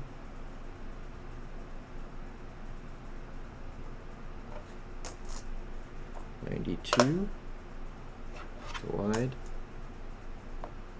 75, 16, 18, 19. Oops, you are copper. You go over there. That's a nice copper. 81.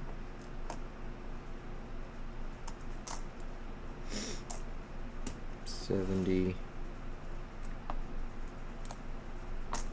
19, 16, 15, 13, 07, 85, 14, 96, 81, 99, close, 20, 1802, 2283,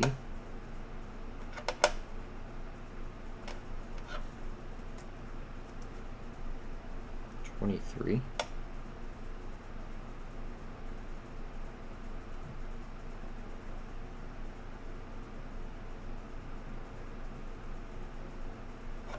kind of looks like one. And again, I've thought they all looked like one, so.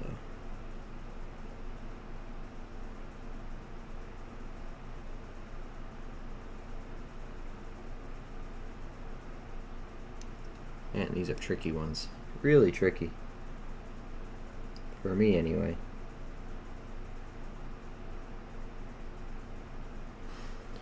I just got a potential pile. Let's see if I can look closer at them later. 95.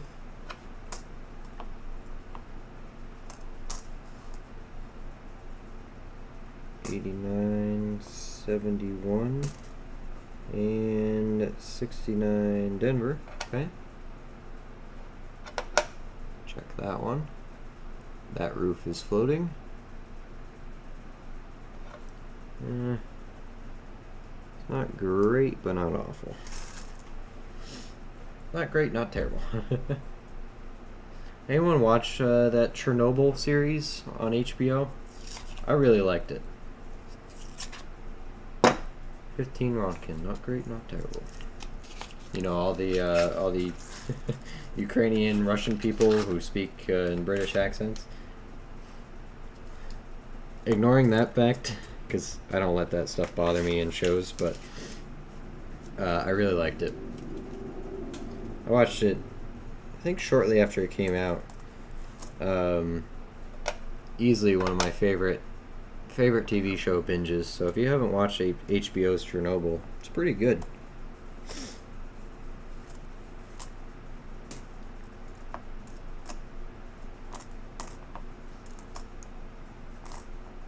$98, close.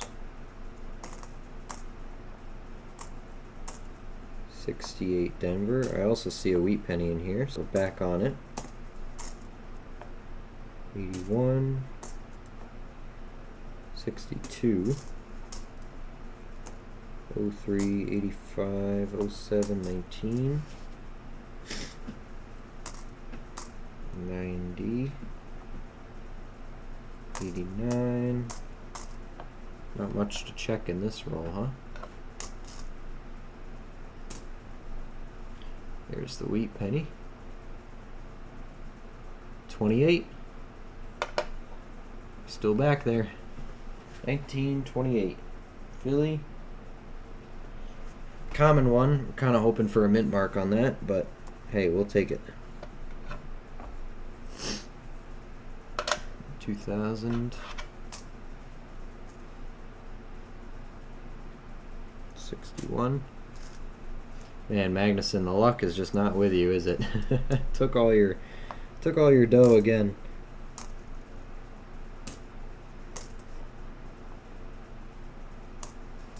Here's a 60 Denver.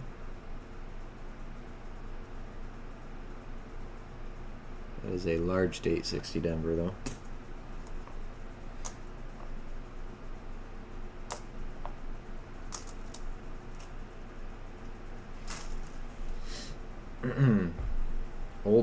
Oldie but a goldie.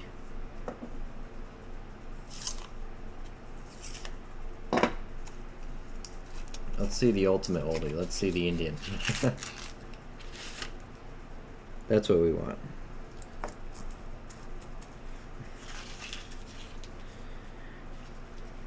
Oh, I know we'll find another one soon. We gots to.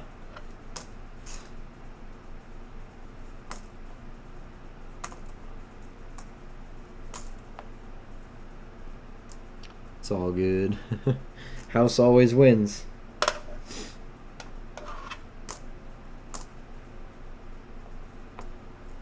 Oh, that is an 83.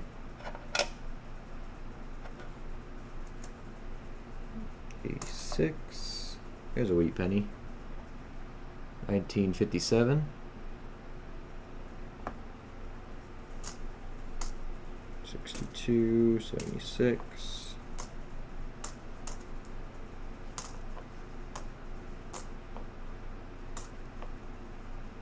80, 88.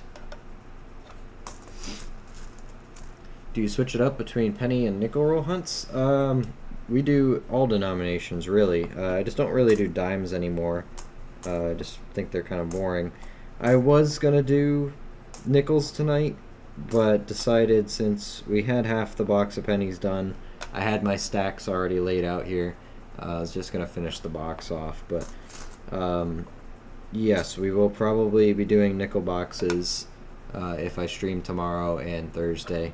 We actually do a game when it comes to nickel boxes as well, so if you haven't been around to play that yet, I strongly recommend it. It's good fun. We basically do viewer tournaments where we create a bracket as we go through our box of nickels, and essentially we give you guys 3 rolls each per round. We have a scoreboard that determines how much each kind of find is worth, and whoever wins the round moves on to the next one. I think I have the scoreboard. Yep. So just to give you an idea, these are the points values for those tournaments. And if you get more points than the person you are hunting against, you move on to the next round. The winner, usually there's a prize at the end that you get sent to. But you also get to pick your rolls. And by that I mean all the rolls in the box, I go through and number them, and you are allowed to pick your 3 rolls each round. So it's supposed to introduce a little bit more interactivity in the streams, give you guys something to make it feel like you guys are a bit more part of the hunt. I do my best to do that anyway without you needing to have your names on stuff, but I think it's just a way to have a little bit more fun and give you guys some more ways to affect the streams.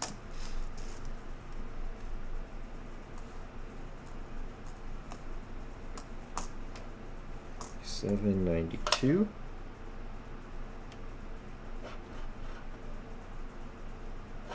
Thought that looked weird for a second.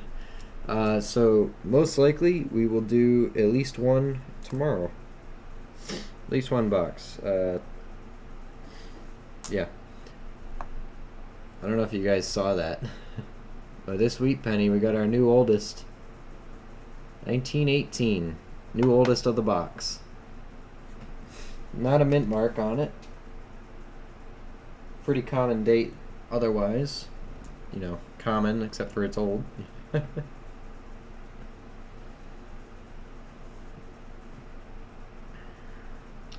And I need a drink.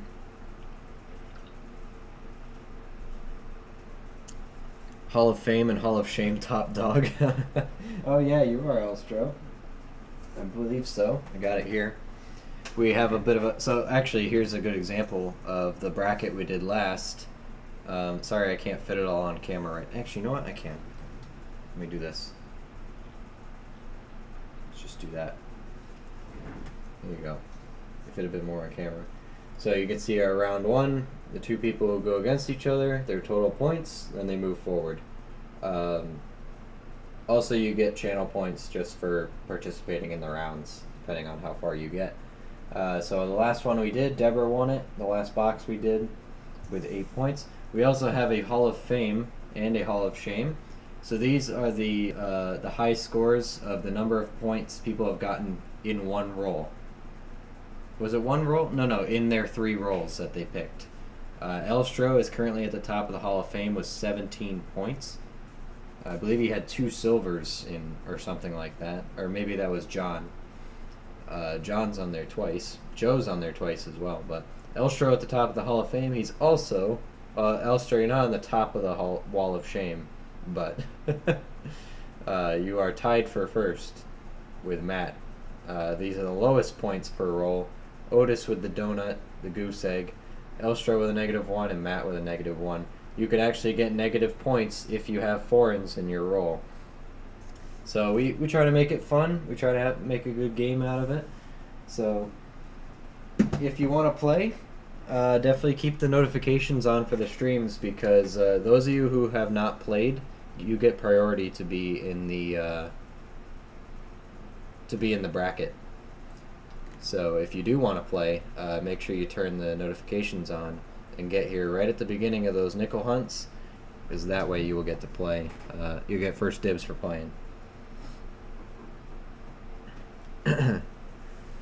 I'll take a tie. Yeah. Well, you just need to get 2 Canadians in one roll, and then you'll be at the. You can be at the very top of the Wall of Shame and the Hall of Fame.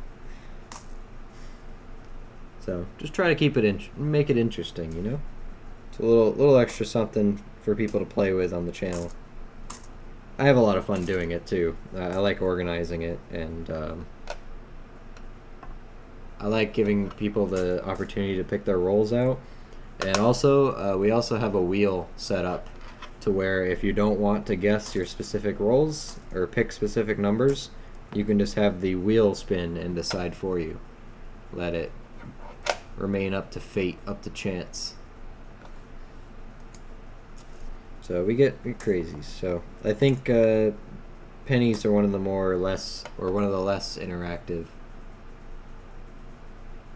denominations that we hunt, but hey, it's still fun. Maybe quarters too, but yeah, we do pennies, we do nickels. We just did quarters over the weekend. We did get one more silver quarter. We're back on our silver streak from the Loomis boxes. They're still coming. Had one dud box in between, but we got a silver and a West Point in one box. Actually, Paul, we're doing a trade for that one, so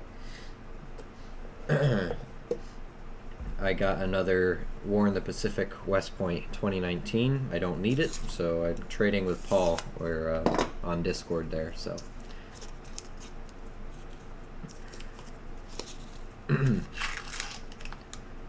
I did that the other day, thought about the stream. In what context? Sorry, I forgot.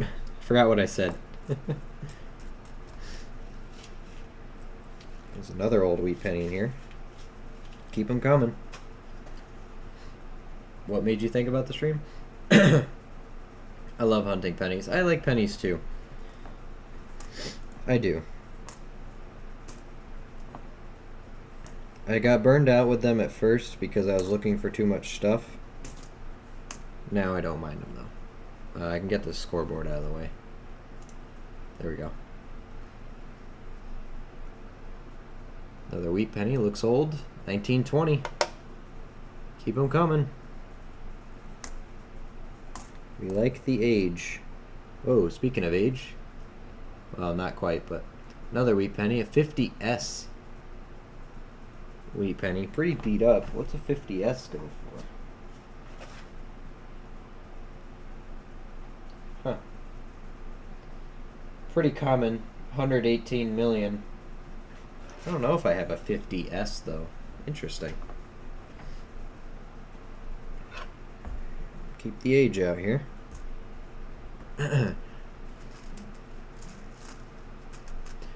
I plan to mail your goodies tomorrow for that trade. Oh, awesome.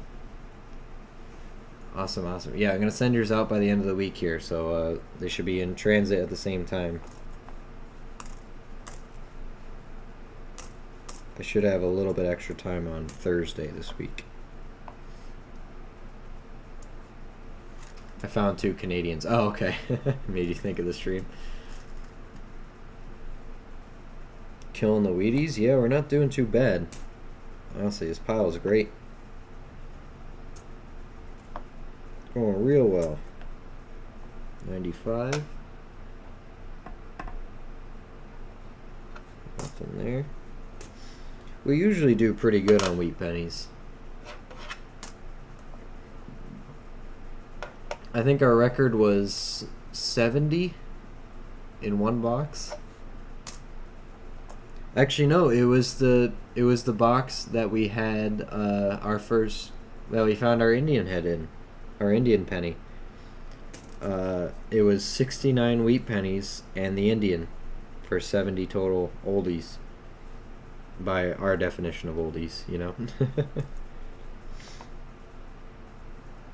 it an S or a Denver? It is a Denver. Okay. It's pretty beat up. I'm not gonna bother. Not found a wheat yet tonight. Keep it up. You'll get it.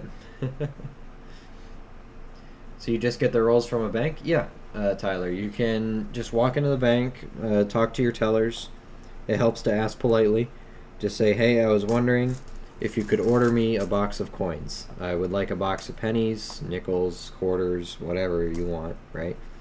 I'd like you to order me a box of pennies, box of quarters, whatever it is.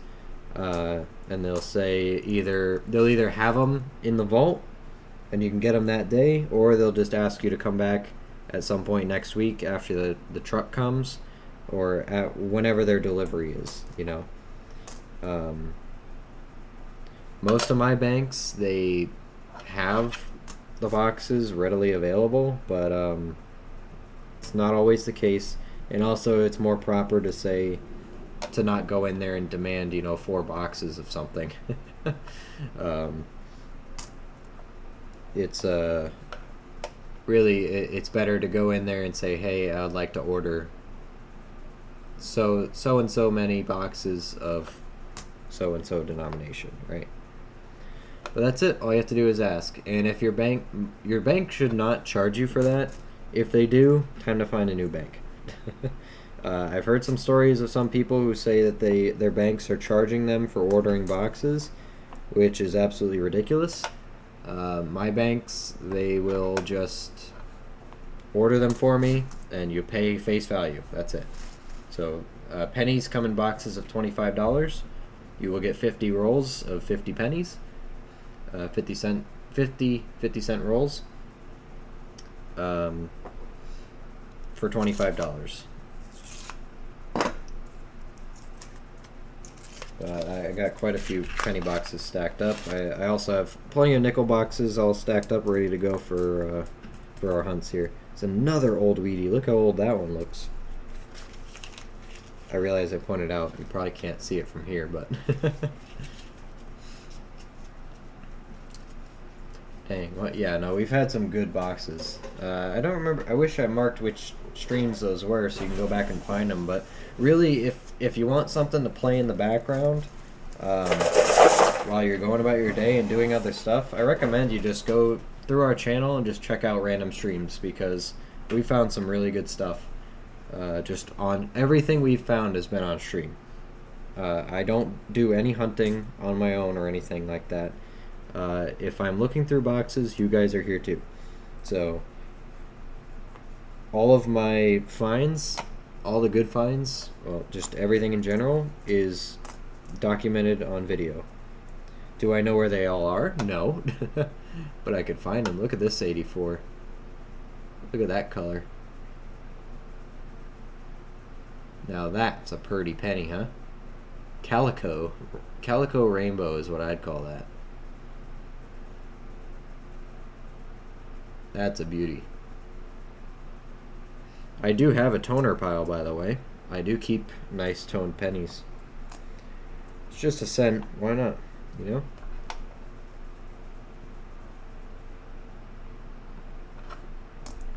Copper's over here. Haven't seen that many in a box in a long time. Well, maybe we just get lucky from my location here, because we usually do pretty good like that. Haven't done, 70 finds worth good, but not all the time anyway. But usually 20 to 40 is pretty normal for us.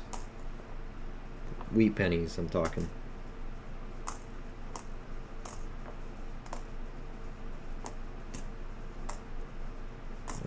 $94. There's a 98. No. Money thieving. That's what I'm doing right now. I'm here. I'm doing my nickel roll hunt. Hey, that's good. Anything good so far? Any silver? Buffaloes? 09s? 24s? What are we talking? What do we got? Hey, copper owl coins. Nothing like a good penny hunt. You're darn right. Speaking of, you're tuning in at a good time. I got a wheat penny that looks really good here.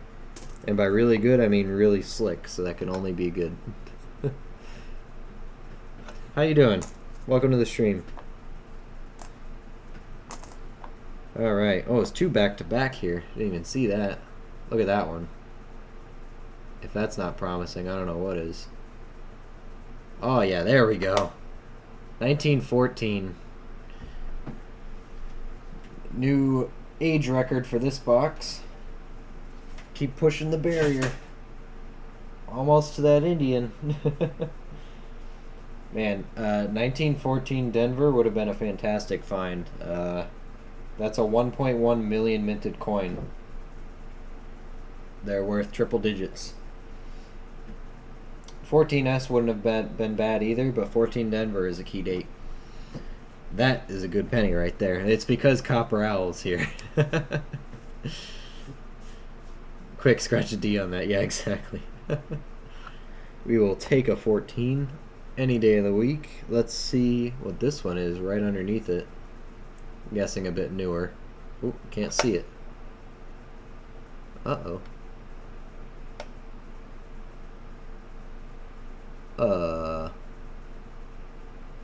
Alright, chat, do your thing. Investigate. Oh, and look, Dave's here too. How you doing, Dave? Missing the Denver mint mark. Yeah, I know. I was just talking about that. Like, man. This a bag or a box? A lot of wheats for one box. One box. We still have 7 rolls left, too. We started the box yesterday. It's had so many old ones in it. You just saw the you just saw the 1914. We got 1916 in here, 1919, 1918, all sorts of stuff.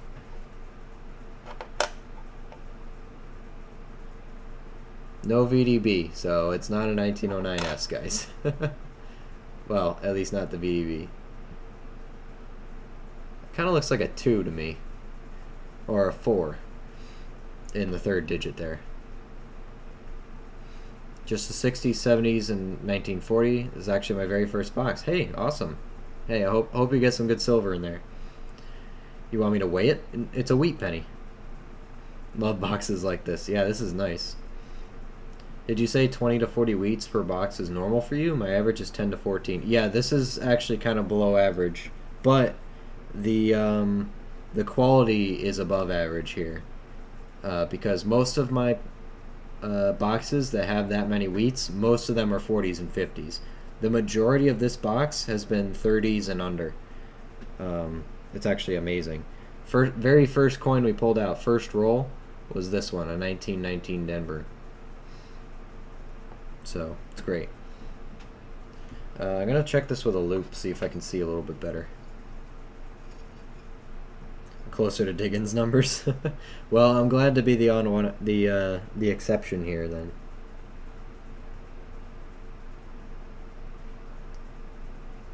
Yeah, third digit is a 4.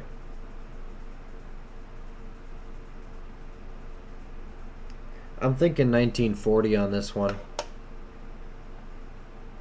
It's a 40 or a 48, maybe a 49.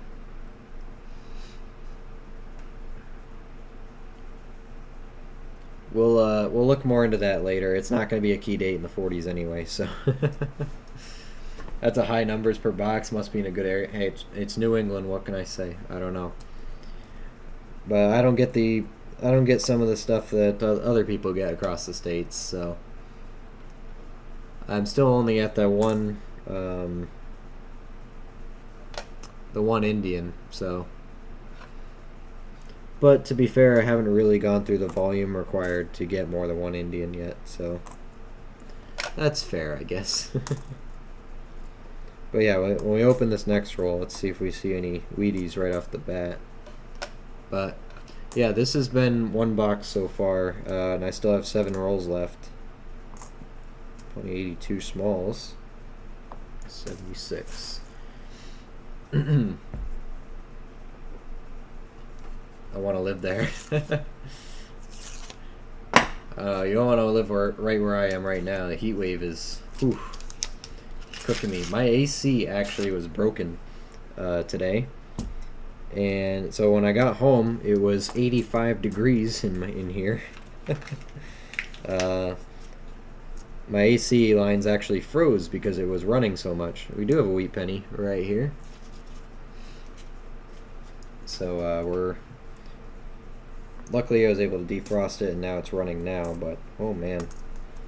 Also, we do have a potential 2023 VDBV that came out of this box as well. We're still working on authenticating it, just because for me that's a very tough coin to differentiate between just being a scratched in V and an actual the actual stamped one, you know. But we do have a potential one that looks really good. A couple contenders, but one looks really good. I have to remember which one it is, but it's up there. I haven't separated out, which will be exciting. I don't own a 2023 VDBV yet. Gonna try halves again, picking up 2 halves and 2 quarter boxes tomorrow. Good luck. We just had what was it? Paul in here just got a 90% Kennedy out of his box today. 71.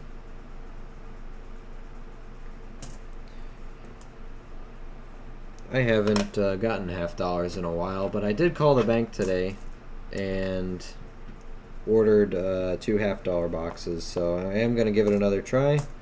I figured I've waited long enough, and all I'm seeing now on YouTube is other people are actually starting to find silver again in them, so give it another go.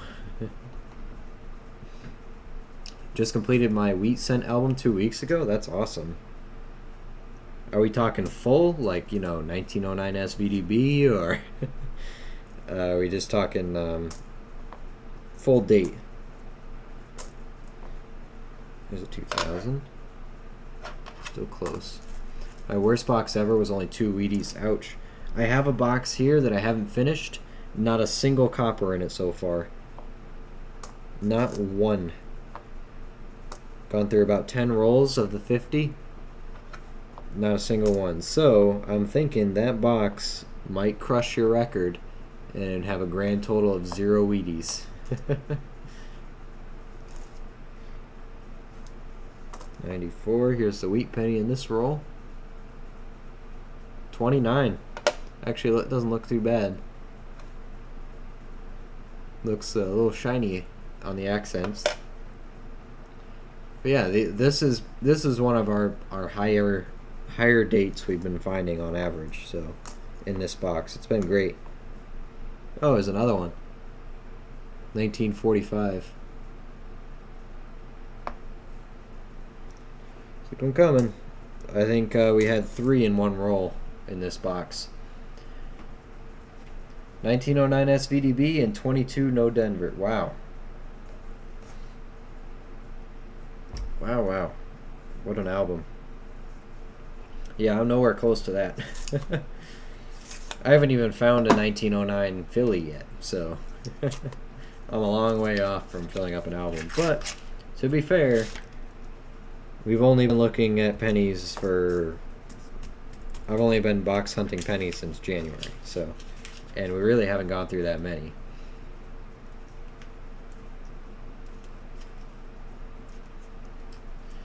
Now that gets me complete from 2024 back to 1878. If I fill the 1877 Indian, I'll be complete back to 1841. Wow. You, my friend, have a collection. A collection to be jealous of. I mean, I got some old stuff, and I got a couple Indians, but I've only ever found one. Whoops, I knocked my toners over. Couple scratches here, no V's though. Copper Isle, do you have a Discord account by any chance? Because if you have photos of those books or something, we'd love to see them. We have a community Discord if you're interested. If you type !Discord, you'll be able to see it. Most of our regulars in our community, as well as some others, are in that Discord server. So we just talk about coins, we show off our collections, we ask questions, help each other out.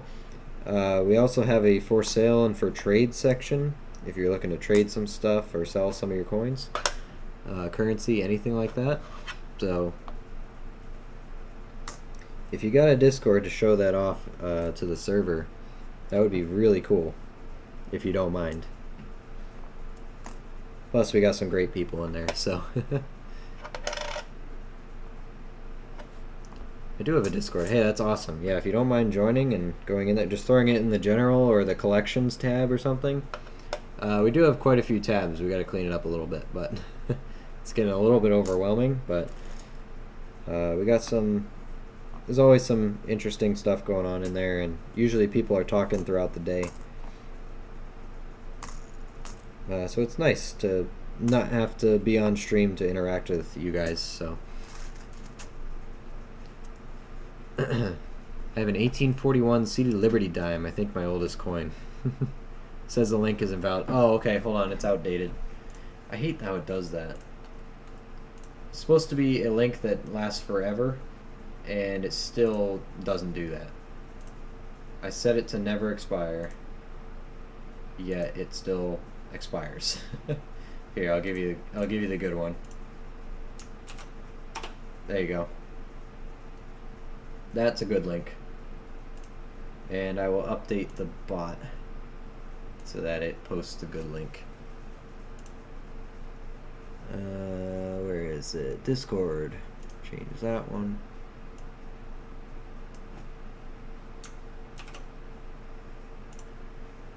Turn that one and Discord.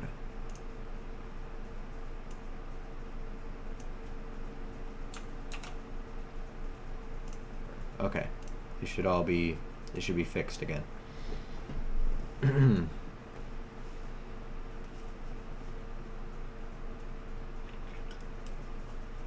mean, I have some older stuff, but if we're talking oldest American, then that's a different story.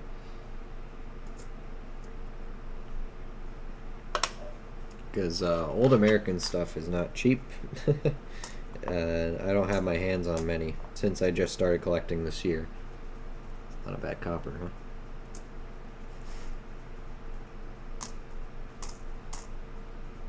$88.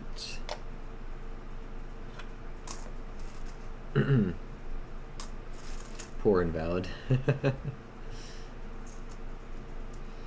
My oldest coin is a 1798 penny. Cool. Large pennies, huh? 99. Hey, again, Asher, if you got photos of it and you got a Discord, or if you don't have a Discord, set up a Discord. Show it off to our people. We all like to see photos of coins, so if you got it, show it off, you know?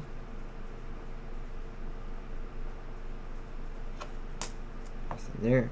Also, if if YouTube is not recommending the streams and stuff on time for you, if you're not getting notifications, I do put announcements in the Discord before the stream starts, so that way you do get notified through Discord at least that we are streaming, so you don't miss a stream. Because I know YouTube can be finicky and doesn't want to recommend streams sometimes. Alright, I'm in. Awesome. Oh, my light just died. Good thing I have another one. No Discord yet? Not a problem. But if you ever set one up, be sure to join our little community we got going on here. Alright, we got some wheats. I got one here. I got a nice slick one back here. That's our 09 SVDB right there, alright? Right there. Let me swap this light out. Switch that over. Put this light on. There we go.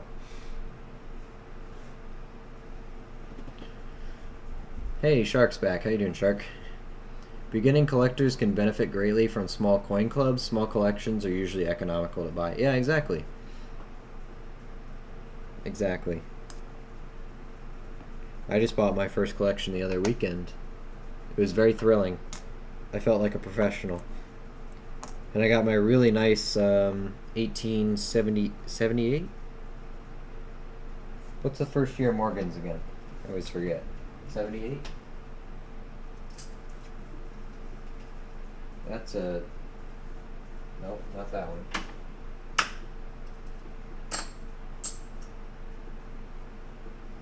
Where'd my Morgan go? Hold on.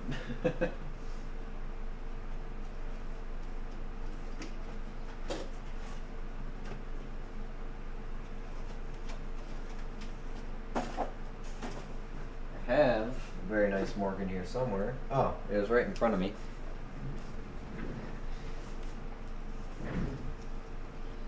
Bought this in that collection. It's a 78 Philly. First year Morgan. Look at the detail. That is very, very nice, I thought.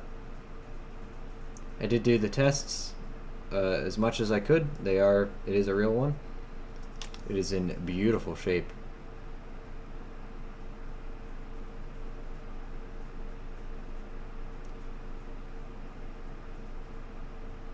Bought it for 30 bucks, this one. That was a specific deal I made on the Morgan itself. But I think that one might grade. I know it's for a first year. They're not super uncommon, but I'm just glad this is my first year Morgan. I'm just glad it's in this shape and it's not all worn down, you know.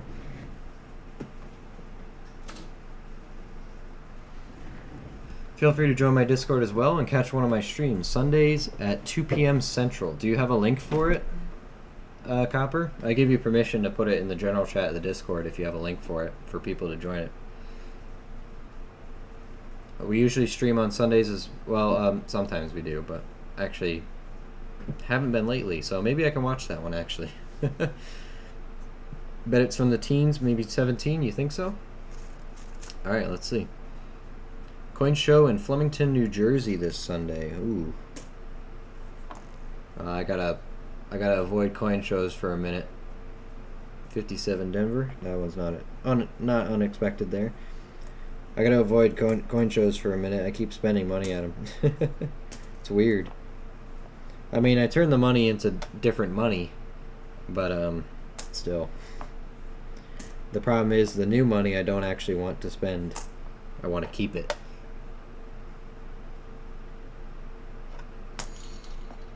So yeah, that's tough. Copper Owl Coins just subbed. Hey, thank you, man. I appreciate it. Thank you, thank you.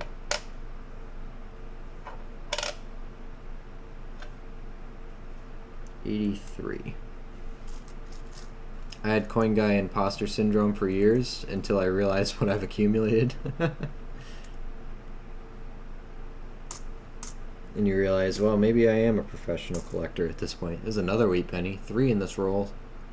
From what we can see, 56. Looks like a Denver. 56 Denver. Gotta start putting them down here. Otis, every time I join your heist, you get lost to the deep. 87, 18, 85, 87. Here's a 72.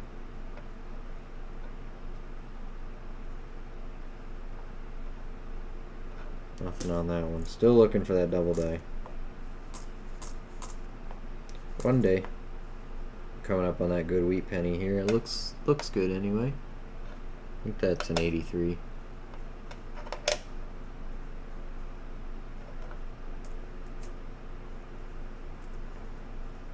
Alright, look at that one. Well, there's no VDB on it, so... please don't be a sham. Be nice and old. 18? 1918. Not bad. I think we have one of those already from this box, but we'll take it. Feels weird to be complaining about a teens, or about kind of shrugging it off like, I already got one. Not bad. We'll take teens. Whoa, look at that.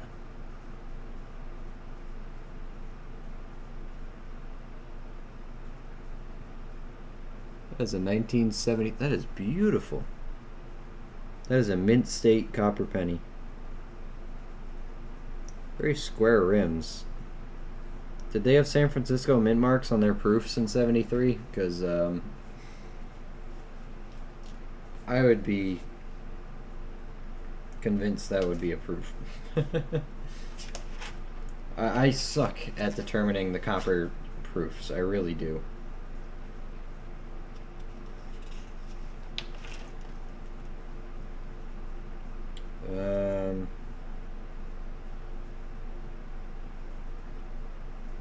No, 73 proofs did have a San Francisco mint mark. Okay. Man, that's just a very nice... That's a book 73 if I've ever seen one. I mean... That is perfect. Fresh off the line. Like, you compare that to your wheat pennies. Super shiny.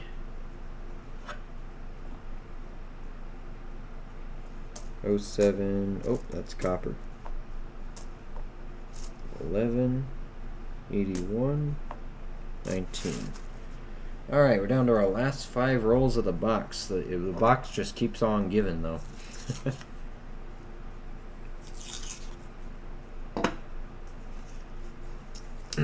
I'm a real coin clink. I'm a real boy.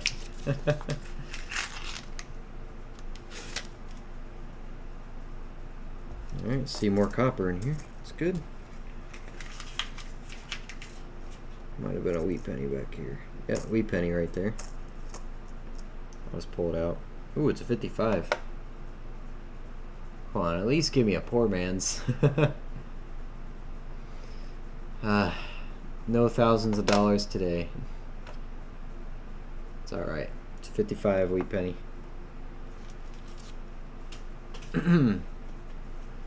Flip it? That one might go straight in the book. I keep forgetting that I have coin books. You got a nice older set of wheats in that box for sure. Yeah, exactly. No, this box has been great for old wheats. Not too many 50s and 40s, which is majority of what we usually find. Don't get me wrong, I'm happy to find wheat pennies regardless, but would prefer the nice old ones. Helps pad out the collection, you know? Diggin just did a vid on a cent very similar to that 73. Really? I must have missed that one. What do you do with all the copper pennies? Good question, Tyler. So for now, I keep them set aside. I have... when I finish half-dollar box hunts, I keep the boxes. I fill those half-dollar boxes with copper pennies. It's kind of a... how do I describe it? I'm setting them aside because they are copper. They're copper bullion essentially, right?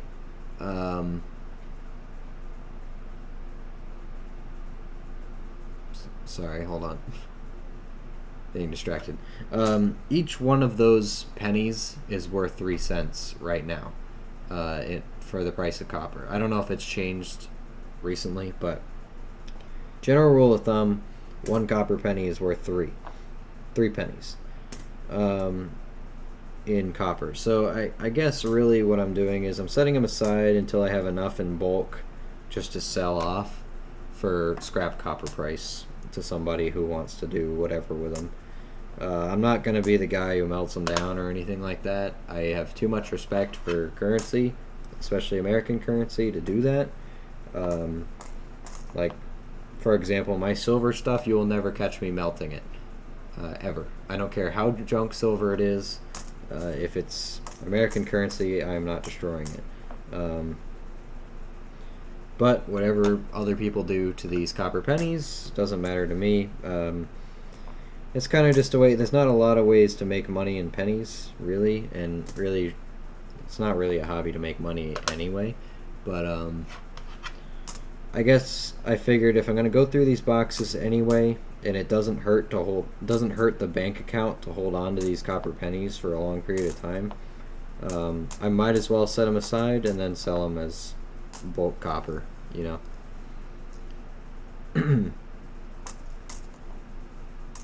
I'm not going to keep it for decades or anything. I know some people will. But I will probably just end up selling them someday. Just by weight. What year is that King George VI you found? Good question. I believe it was a 45. I will check in a second here. Once I open this roll.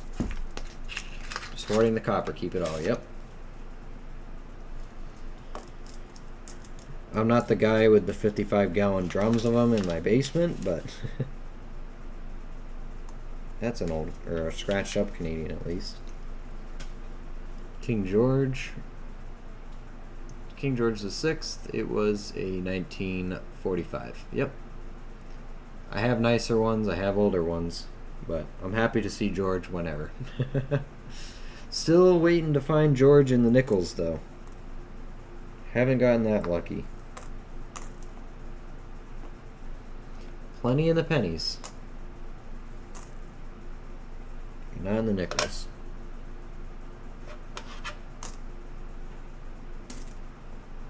Alright, what do we got going on here, Canada? Jeez.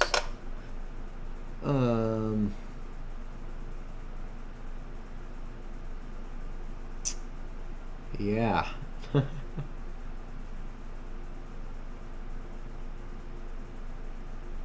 Date would be there-ish. Can I see who it is at least? It's Queen Elizabeth. I mean, it's Canadian, but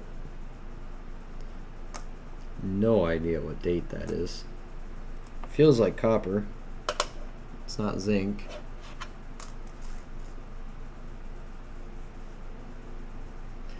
You don't have 55-gallon drums of pennies yet? You're only like 2 weeks old after all. Yeah, I just have the 5-gallon buckets full.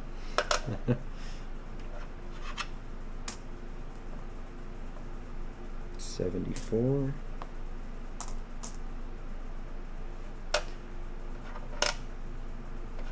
$83. 84.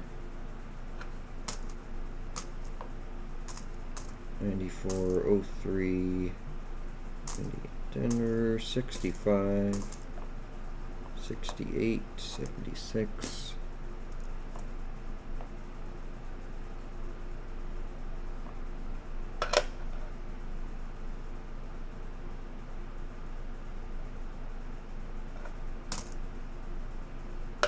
$2,000 close.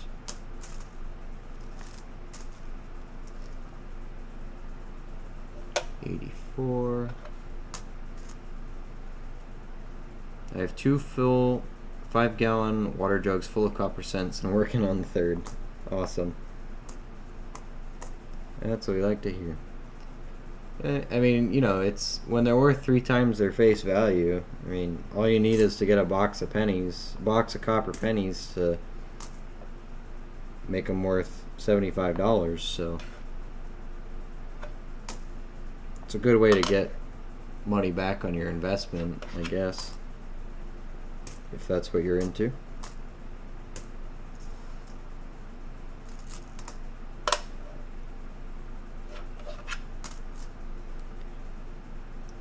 It's just personal preference as to whether or not you want to put the effort in to do that or not. What I do though is I will keep the very nice coppers and, you know, blazers, stuff like that. I do keep those in a separate copper pile. So I have just copper, and then I have good copper, like good quality copper. Sweet, my points are going up. Alright, what do we got? This is the 3rd to last roll.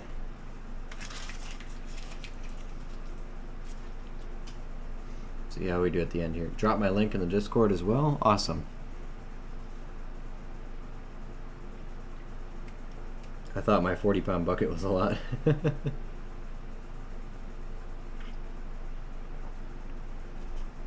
Mine are organized by decade in Ziploc bags, will make it easier for variety searching later. Yeah, I'm just gonna have to dig through boxes.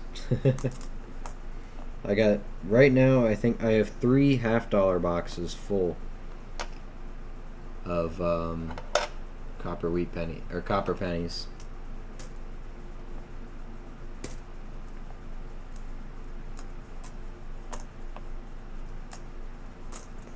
$14.89.06 70. Whoops. That's a good copper too. New copper, but it's all right. There's the wheat penny. Like, where's the wheat penny in this roll? 1941.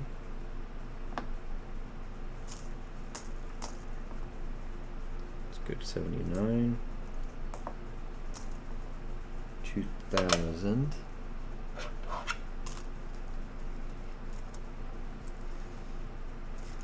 I put mine in a water cooler bottle, 2/3 full, working on filling it up.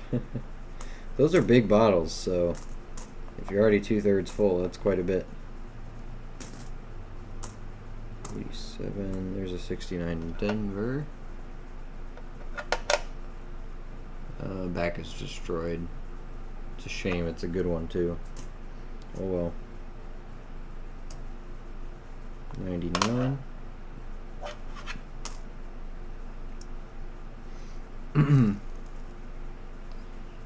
That guy from Canada, Maple Follows, Block a Block or something like that, he said he sold all his copper to someone who reached out to him for something like 3 cents a piece. Yeah, exactly, because that's really what the scrap value is worth.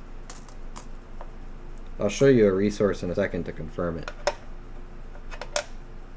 Actually, I mean, you guys have heard me talk about coinflation before in the past, but I'll bring it up for those of you guys who are new here or maybe don't know about it. Let me finish the roll first.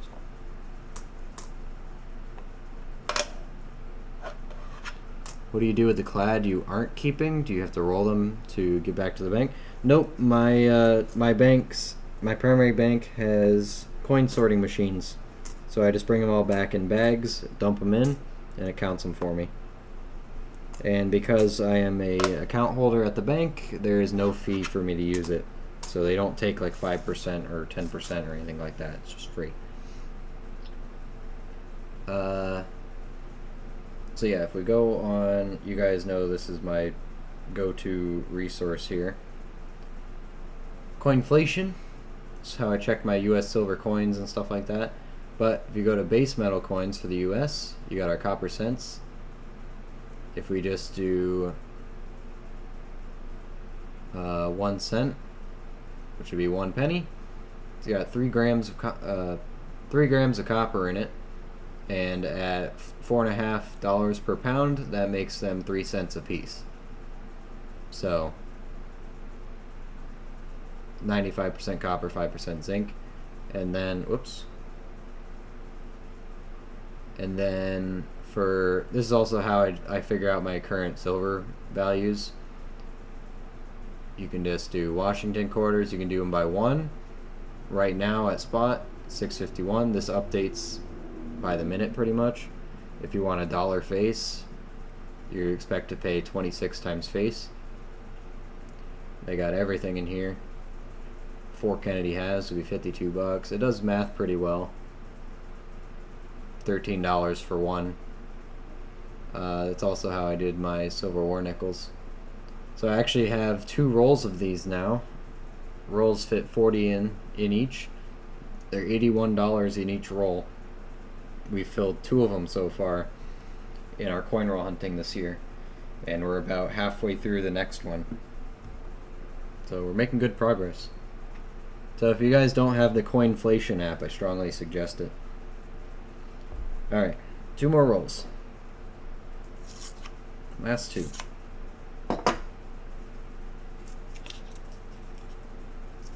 Can someone melt down the pennies to make a copper bar? You can melt them down, do whatever you want with them. You just can't sell it knowing that it's melted down currency. I believe you can be arrested for selling it. You can melt it down and do whatever you want with the copper as long as it stays in your possession, but you can't sell it. Now, what are the chances of you actually getting caught? Slim to none, sure, if you decide to actually sell them, but technically it is illegal. Hopefully that's copper. That's a nice one. Just check. I have my little mini scale over here. Check weights. Ah, it's not copper, of course. Zinc. Oh well. When you were at the coin show, did you happen to see what the 2020 West Point nickels are going for? I did look around for you, Deborah. I did not find one. I'm sorry. I could not find one. No one seemed to have them. At least at the places I checked for the time we were there. I wanted to find West Points as well, so... And honestly, if I did find them, I might have bought one, so... Which would probably not have been good for the bank account. 66, 63, 59... Nice. 90, there's a 23.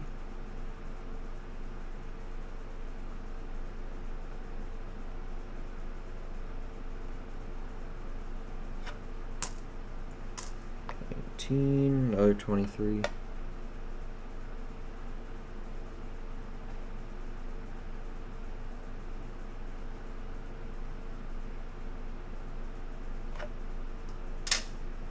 Started collecting copper wire and pennies 2 months. Only got $2 in pennies, but I have 115 pounds of copper wire so far. So I plan on saving up for 3 to 5 years and sell it. Hey, nice. Well, with copper at like $4 a pound, you got quite a bit of money there. How will they prove it was made from currency? Yeah, exactly. So it's just technically illegal. Is it very enforceable? Probably not. But it is illegal from the standpoint of the law, you know. Yeah. I guess really if you just melt a bunch of pennies down and it's exactly 95% copper and 5% zinc, they're going to say, well, why you got so much zinc in this copper bar, you know? Do you melt down some pennies, sir? Is someone really going to dock you for that? Or be suspicious that your copper is made out of pennies? Probably not. But I'm just saying it's, by definition, it is illegal. Are you actually going to get caught doing it? Most likely not.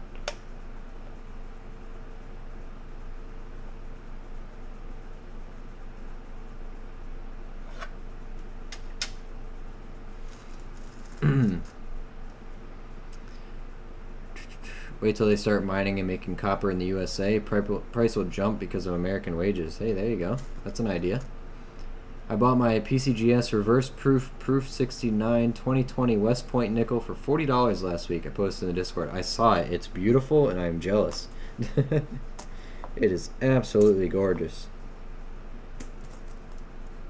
2009. Just an extra finger, would you? Nope. Extra thumb. Oh, look. Could you tell me a little about the 24 penny? Had a teller give me 4 of them the other day. You talking about 2024? I don't think there's anything special about them. I'll be honest with you. The 2025s are slightly collectible right now, and the 2026 will definitely be collectible. Just because 2026 is anticipated to be a low mintage year, because there's only going to be a few more copper planchets, or a few more penny planchets available in the year 2026 when they finish up minting them. So we won't know exactly how many until they actually do it, but it's anticipated to be. I don't know much. I don't know if 2024 is anything special in pennies. When I get them, I just throw them away. So. Still looking for a 2025 in circulation. Haven't seen one. I almost bought a roll of 2025s, but again, since next year is gonna be the last year of the penny, I don't really see the point in collecting 2025 rolls. But I mean, if they're gonna sell them for $1, then sure. But Big Brother is watching, yeah. Copper is $4.90, almost $5. Yeah, you're right.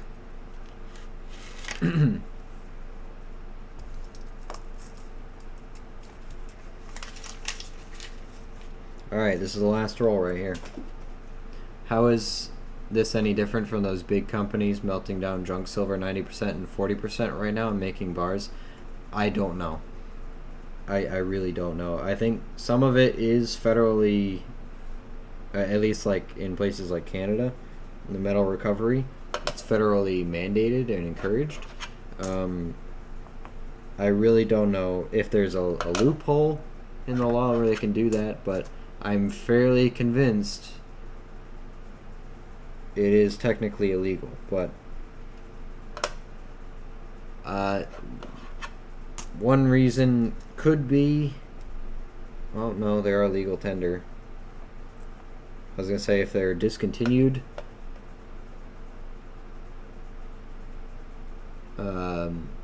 you know, currency, that could be one thing, but it's not really. Like, if someone was gonna melt down a bunch of Morgans and peace dollars, that's technically legal because it's obsolete coinage, right? We don't use large dollar coins anymore.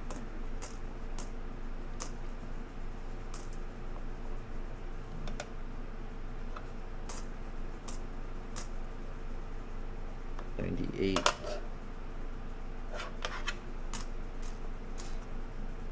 $68.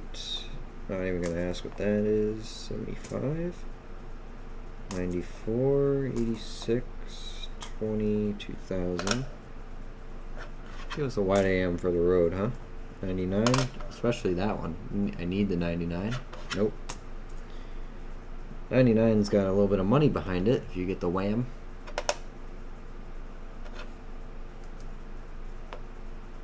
$93, $18, $14, $19, $88 Denver, $84.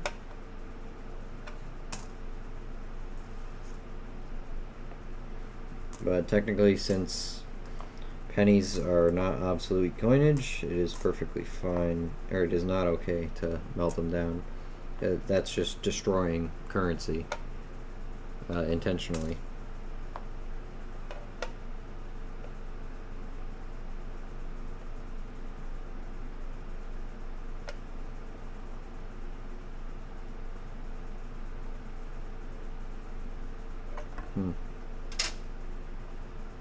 I can't tell. 92. Close that up. Come on. Nope. 82. 99. Close. 05 and 16. Alright. That's the box, folks. Not bad at all. Let's get all this off the desk.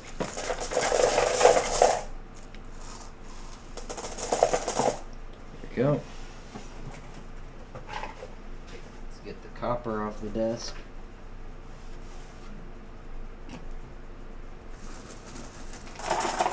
Big old box of copper now.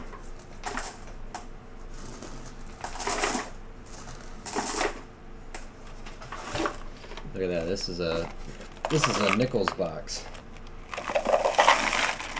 And that is I'd say a little more than half full. Plenty of copper in there. Penny will be obsolete after they're discontinued. I think it may take time. They're not going anywhere for a while. Just because they're not being made anymore doesn't mean they won't be legal tender or in circulation. So, yeah. Good night, everyone. Have fun and be safe. Hey, have a good night, Shark. Thanks for being here. Hope you have a good one. Alright. Yeah, it's almost midnight now, so we're going to wrap up here, but great hunt, guys. Absolutely great hunt. Bahamas George, this Beauty 73 copper. Couple toners. We'll have to do a little bit more investigating into the 2023 VDBVs, or the potential ones. I'll get back to you guys when I actually figure that out a bit, better.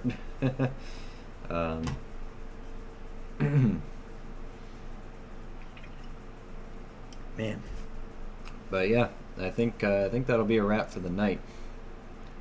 So, great hunt. How many do we got? 1, 2, 3, 4, 5, 6, 12, 18, 24, 30, 36, 41. 41 wheat pennies. So in average wheat penny haul for us. And I think like 20 of them, 25 of them or so are pre-1930. So that's awesome. Great stuff. Oldest was that, what was it, 14? Yeah, right there. Believe that was the oldest. 20, 26, 30, 26, 29, 19, that's a 40 something maybe, 45, 29, 57, 28, 1918, it's also old, 1920, got a couple 20s in here maybe, 41, 58, 44, 41, 55. Oh, what was this one? 14, was this an 18? That's an 18, so still 14. So we had two 18s. 56, very nice 41. 40, 57, 45, another 55. No 55 double die though. That's a 39, 37, 56, 49, 57. But yeah, great dates. Great dates. Next hunt, next stream, tomorrow, maybe. I do have to do a little bit of work tomorrow after I get home from work. I got other work to do in preparation for a meeting I have on Thursday, but I'll try to squeeze a stream in, at least the first box of nickels. I'll try to do that. I probably can't do a double box tomorrow night, but I'll try to do at least one. That'll be tomorrow, so turn your YouTube notifications on, join the Discord. I'll put an announcement out beforehand, so you won't miss that. I average about 12 wheats and 3 pounds of copper a box. We're a little over that. But still not bad. Still not bad. Anyway, though, we'll call it a night here. Thanks for hanging out with me, guys. I really appreciate it. Come on back tomorrow. Hopefully I'll have a giveaway video out on the channel tomorrow or the next day. So we'll see y'all tomorrow night for nickels, hopefully. If not tomorrow night, it'll be Thursday night. At some point. Oh, man. But, you guys stay cool. One more day of this heat wave. For those of you all going through it. Have a good night, and we'll see you tomorrow.